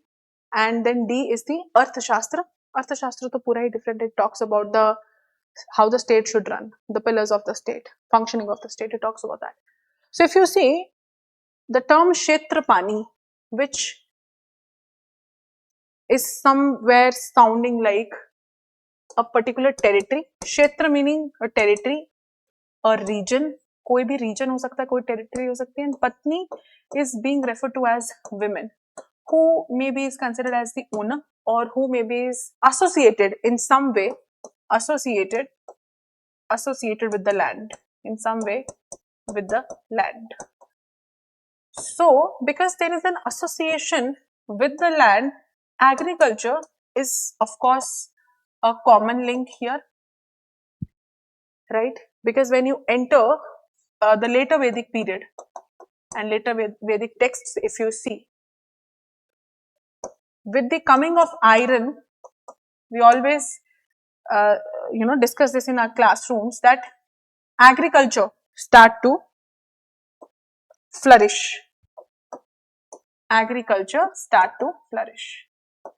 In the early Vedic period also, people had this idea about agriculture and all, but dominatingly, if you see, the society was pastoralist society, but here the dominating nature of society was agriculture. So somewhere we are also associating agriculture with that of land, and the term itself, this term Kshetrapatni, Kshetra meaning land, or associated with the ownership of the land. If you go by that rule itself, क्योंकि यहाँ पर तो it talks about the hymns, the worship, right? It talks about that. Atharva Ved, it talks about evil spirits or how we can, ward off these spirits. Then it talks about some social aspects also. It also talks about agriculture in detail. So यहाँ पर ये चीजें हैं. Ashtadhyay and Arthashastra totally out of the picture that way, if you see. So the correct answer here should be Atharva Ved. B should be the correct answer. Now, because we do not have the direct mention of this particular term either in our NCERT, either in the R.S. Sharma book that we refer for ancient history, but there is one more book written by Mr. R.S. Sharma where he talks and discusses the material, we can say availability of resources, material availability of resources, and related to agriculture, lot of things related to land, lot of things he has mentioned. So this is altogether a different book. Okay, उस book में you will find mention of the term this Kshetrapani in relation to Atharva Ved. वहाँ पे R.S. Sharma जो है उन्होंने इसको mention किया, but not directly otherwise in any of the books that we usually refer in our classrooms. So ये थोड़ा सा difficult question था that way, if you see, to guess. So in that particular case, if you look at the difficulty level, level of difficulty, it is high difficulty level, क्योंकि guess करना भी easy नहीं, that was difficult to guess also. So level of difficulty was high. Topic, of course, this topic is Vedic literature.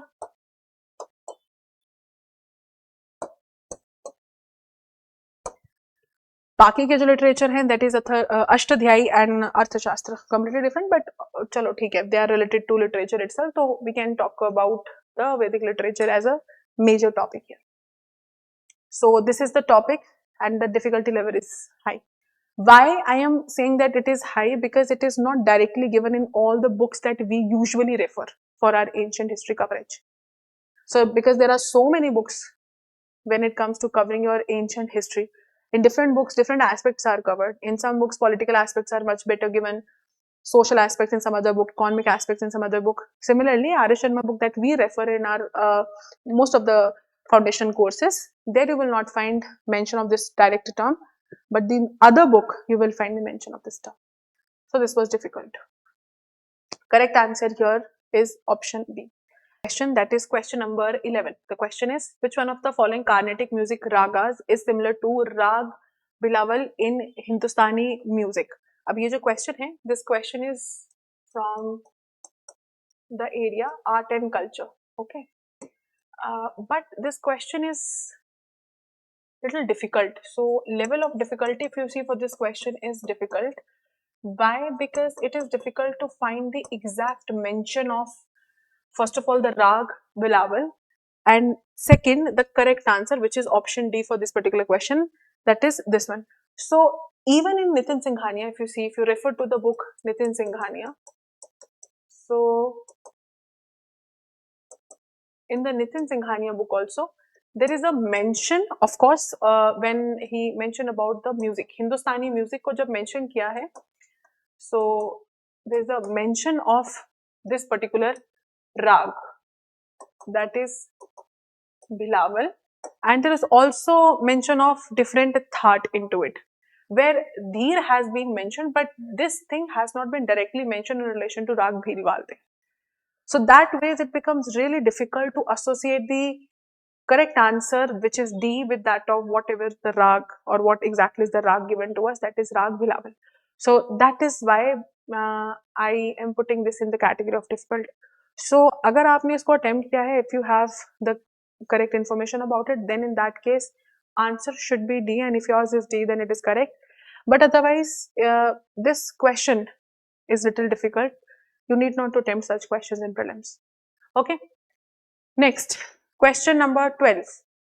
Question number 12 was, the artificially fixed rupee sterling exchange rate prescribed by the Hilton Young Commission 1926 was adopted by the British government for which one of the following reasons? Again the same question. If you see, modern India mein, this is the second question. Modern India, this is the second question where we are seeing again the causes are being asked. One such question we have already discussed, where consequences were asked, here causes are asked. So this question is simply asking why the kind of the exchange rate set by the Hilton Young Commission was accepted by the British government. First option is aiding the flow of remittances from India and maintaining India's creditworthiness. Second, providing the support to Indian importers. Third, encouraging export to cotton produced from India. And fourth, preventing depreciation of rupee in terms of gold. Now understand that first of all, this particular topic, if you see, कोई भी आप अगर topic, कोई भी अगर आप book refer करोगे, any book, whatever book you are referring to, whether you are referring to the book Spectrum या फिर you are referring to Shekhar Bandyopadhyay, Placido Partition, Bipin Chandra, meaning any book where there is a discussion of Hilton Young Commission, तो वहां पर आपके पास में that exchange rate has been discussed and the cause behind it has also been discussed, right? And also, if you have, let us suppose you have not read and revised this particular commission's recommendation, just look at the nature of questions. A, B, C, D. The option A is the only option which is very different from B, C and D. Option B is providing support to Indian importers. Option C, encouraging export of cotton produced from India. And D, preventing depreciation of Indian rupee in terms of gold. All of these three options, nature is similar. You look at option A, aiding the flow of remittances from India, meaning we are talking about the British finance and maintaining India's credit worthiness. Actually, A is the correct answer here. ये direct question था. This is a direct question. So therefore, this was easy. Difficulty level, if you see, this was easy. सीधा question पूछा हुआ था, no twisting, no nothing. जैसे Government of India Act of 1919 was asked, similarly this question was directly asked.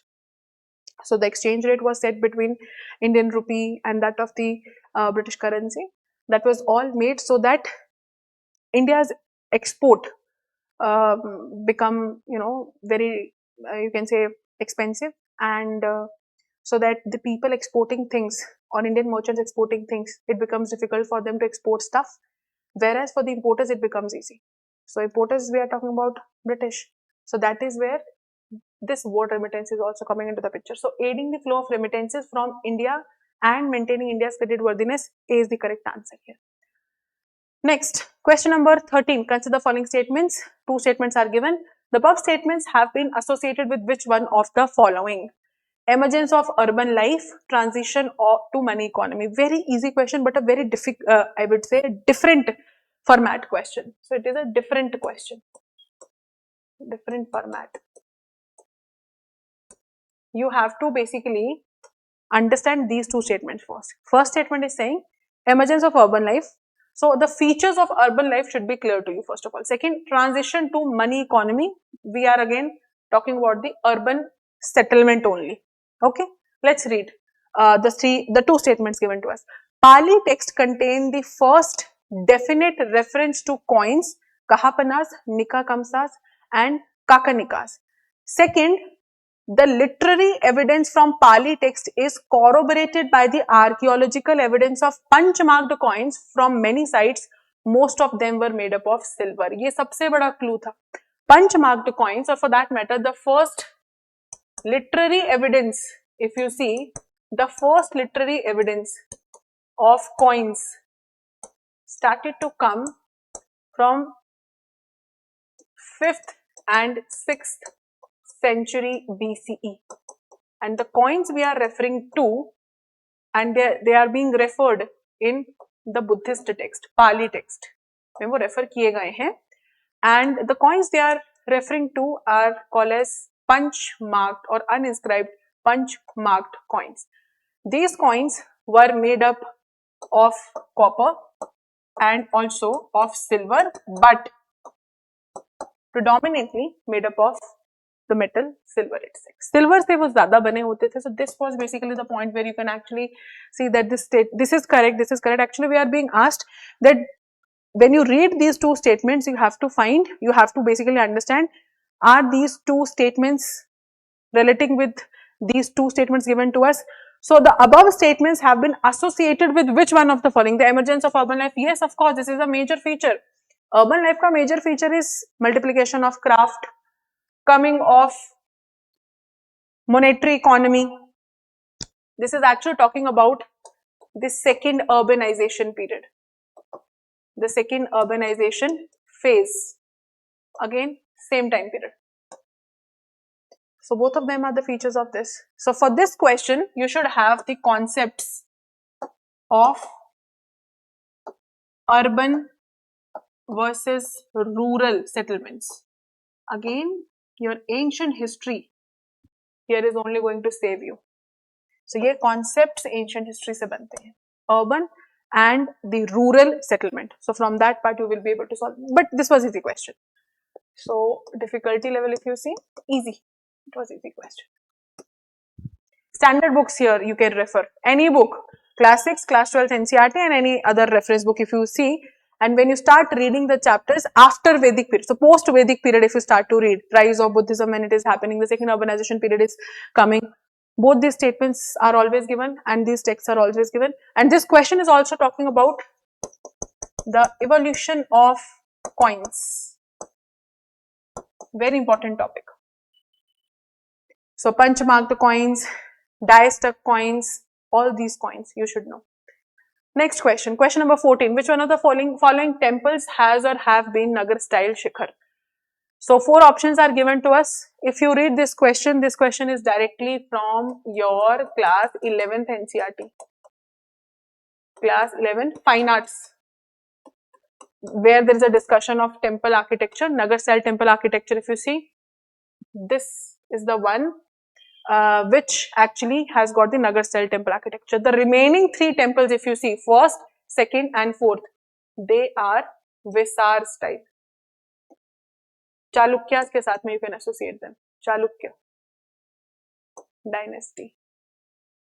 Vesar style, and in Vesar, because Vesar is a hybrid of Nagar and Dravid. The dominating aspect here is Dravid style. Dravid style. So, Fine Arts book में the chapter of temple architecture, if you see, in that chapter, these examples are given. So, it was easy one. Difficulty level was easy. ये बस देखने में difficult लग सकता है, but if you read it properly और NCERT revise किया है, then it becomes easy for you to solve this question. So, correct answer should be option C, 3 only, because the remaining 3 are Visara style. Next is question number 15. Among which of the 4 main forms of existence of life recognized in Jainism, which one of the following is not included? Okay. So, now this question directly is from Nitin Singhania. Nitin Singhania में आप जब Jainism के बारे में पढ़ते हैं, about Jainism, so there you will find the 4 main forms of existence. First is Deva or Devgati. Then we have Manushya or Manushya Gati, meaning gods, humans, and we have is Tiryanche, meaning the animal and plants, life of animal and plant. And then there is another one, 4th जो इसमें दिया गया है, which talks about the hellish kind of life. But out of those 4, Yaksha is never the one. Correct answer would be B, not D, B. Right? So correct answer would be B. So this is a direct question from Nitin Singhania. You can find it directly there. So that ways, if you see, I would place it in the category of moderate, क्योंकि बहुत सारे बच्चे अगर बहुत detail में नितिन सिंघानिया को नहीं पढ़े हैं बुक को, then in that case it will be difficult for most of the students to solve this. और कोई स्टैंडर्ड सोर्स में, फॉर एग्जांपल एनसीईआरटी में, ये डायरेक्टली नहीं दिया हुआ है in this manner. Okay, so the correct answer here should be B. Next, again the topic is art and culture, and because it is related to the topic of Jainism, so ancient history. If you understand the doctrine of Buddhism and Jainism properly in the part of ancient history, then it becomes naturally easy for you to also understand the art and culture associated with it. Chaliye, next, 16. The Hali Salasya painting in the Bagh cave represents. Again, if you look at this particular question, so again you can refer to the book Nitin Singhania, वहां पर भी थोड़ा reference मिल जाता है, and also in Fine Arts class 11, you will find mention of the Bagh paintings, and there you will find the correct answer to be option A, a joyous folk dance. Area is art and culture. So most of the question this time from art and culture and ancient history, and most of the questions are from your standard books, NCERT I'm talking about, class 6th and class 12th NCERT, and class 11th Fine Arts, if you see. Next, question number 17. Consider the following statements relating to the use of place value system. Now, this question is very unconventional question, very different one, but we always expect 3-4 questions. मैंने पहले भी बताया, you always expect 3-4 questions in every subject, जो कि इस तरीके से बिल्कुल different आते हैं. Now, if you understand the answer of this question, if you understand the statements, but then only there's a point solving this question. Otherwise, there's no point solving this question. First statement is the earliest epigraphic use of place value system in India is found in Mankani plates from Gujarat is correct. In 9th century, place value became general in inscription all over India is incorrect, because general नहीं हुआ था वो. We have started doing so, but general shows कि उसका जो presence है वो काफी ज्यादा है, which makes the statement incorrect. So general is making the statement incorrect. Third, the place values have been found in Sanskrit inscription in Southeast Asia as early as 7th century. This is correct. This is correct, which makes option 1 and 3 B should be the correct answer. Okay, but ये question directly आपके किसी भी source में नहीं है. So some books talking about the ancient, art of understanding and doing mathematics, there you will find reference to such things, but not directly in the standard books that we follow. So therefore difficulty level is very high in such question, and this was unpredictable question. So better not to attempt such questions. Next, question number 18. Consider the following statement about archaeological findings in Harappan towns. And which of the following inference? See, the format of the question is different format. But chapter is the usual one, right? Harappa, IVC. Topic is IVC. Let's see what was the question. There is a wide occurrence of spindle whorls in the houses, but the absence of spinning wheels. Okay. Weighs and measurement scales complete with graduations have been discovered. And third, there are houses built in the large part with baked bricks or fired bricks around relatively spacious courtyards with their own wells, bathing platforms and large rooms.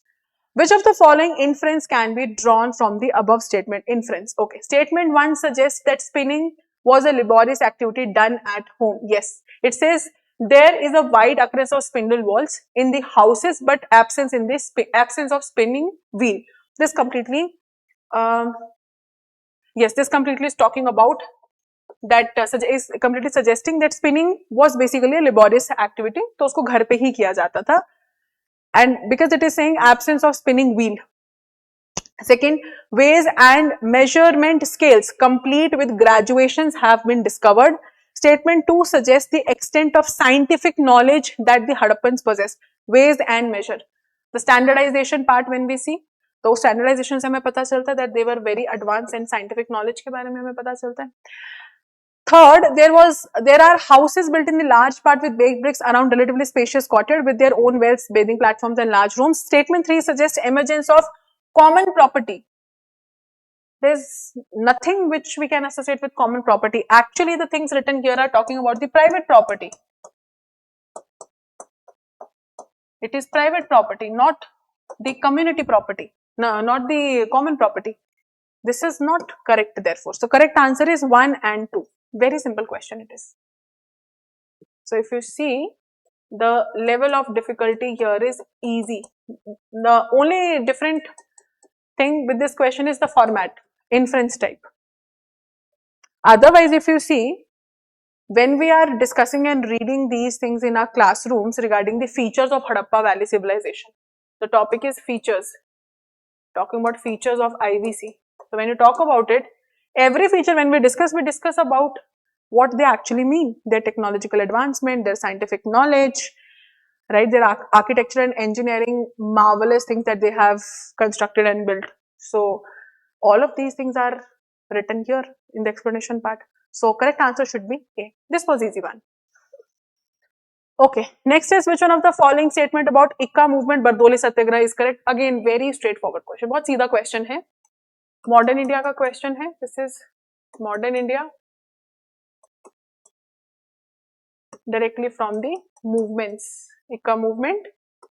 Topic is this. Ikka movement and Bardoli Satyagraha. दोनों आपकी हर book में mention किए गए हैं. You talk about NCERT, you talk about class 12th, I'm referring to theme 3, and you talk about spectrum. आपने बिपिन चंद्रा पढ़ी है, आपने प्लासी टू पार्टीशन पढ़ी है, कोई भी बुक पढ़ी है, दोनों अच्छे से दिए हुए हैं. If you read first statement, the Ikka movement was throughout supported and organized by Congress, while Bardoli Satyagraha was initially independent of Congress, influenced and was only in the last stage supported by the Congress.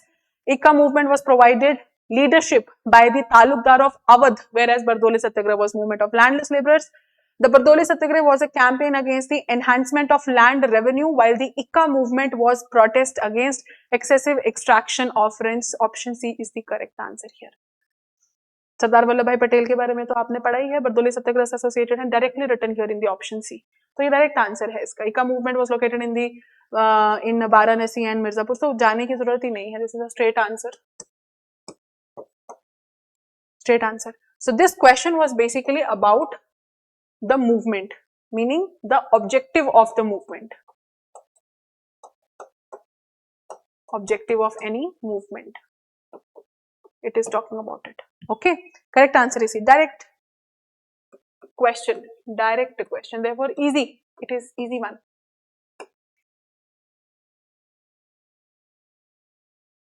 That is question number 20. Consider the following statements about Rig Vedic period. Another question from ancient history.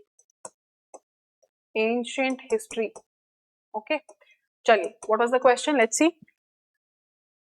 Statements are given. First is irrigation from the above well allowed the agriculture, not above, irrigation from the wells allowed the agriculture to expand away from the floodplains and strip on the river margins into the present Punjab and Haryana plains, having underground water levels reasonably close to the surface. Okay. Second statement, drought animal power was employed to draw up the water out of the fields. So these two statements are given. Then it says, which one of the following information supports the above statement? You have to see out of the given three statements, which of these three statements are supporting these two statements. So question अच्छे से understand करना था.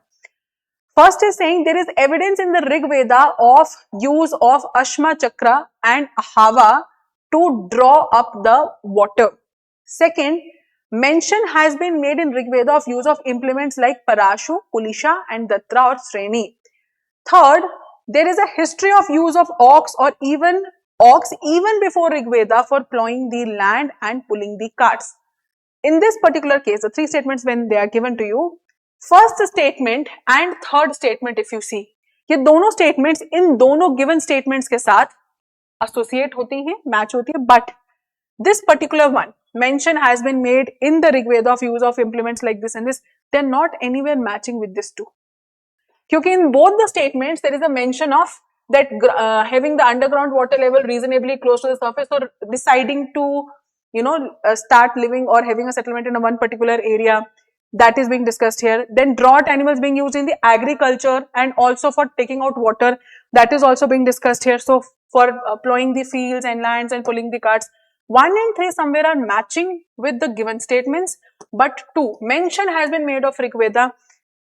I mean, there is nothing given in these two statements that can actually help us understand that whether this particular one is correct given these statements or incorrect. So that ways 1 and 3 are the ones which actually support the above two given statements. 1 and 3, therefore C should be the correct answer. Actually इस question को समझना important था. ये question आपको कह रहा है कि given statements के accordingly which of the three are supporting the given statements. That was the question. Okay. So if you read the question and if you understand the nature, the underlying thing being discussed in both the cases, then you will be able to find the correct answer. So ancient India का ही question था, but a very different sort of question. Again, it will be a moderate category question, not a very difficult one, because if you understand the statements properly, then in that case, it is easy to find the correct answer. Okay. Next, question number 27 in series D. This is a sequence of question of series D. So there is another question, question number 27. Now this is current affair derived question. Current affair question, sorry, not derived, current affair question. Which one of the following statements with regard to Maudams built by Thai Ahom kingdom and inscribed as a World Heritage Site? So every year we expect at least one question on UNESCO's site. So this time they asked question on Maudams. Maudams actually are the tombs. These are the tombs or the mounds. Mounds को पढ़ते हैं हम ancient history में, tombs and mounds. But these mounds or these tombs are related to the Ahom kingdom. So Ahom kingdom से बारे में बात किया गया है. And these mounds were inscribed in the World Heritage Site by UNESCO in the year 2024. So it was inscribed there. That is where this question was basically asked. It says that they acted as army fortresses. They were recreation centers of the royals and nobles. They were buried grounds of royals and nobles. They were the battle drill centers of royals and nobles. So we have just discussed that it is basically a tomb. So yahan par if you see, third is correctly matching. They were the burial grounds of royals and nobles, tombs and mounds. So the correct answer here should be option C. So these were the questions related to the area of history and culture that we have discussed here. Understand that that this particular time, if you see, the format of question has changed, and every year few questions format has always been changing.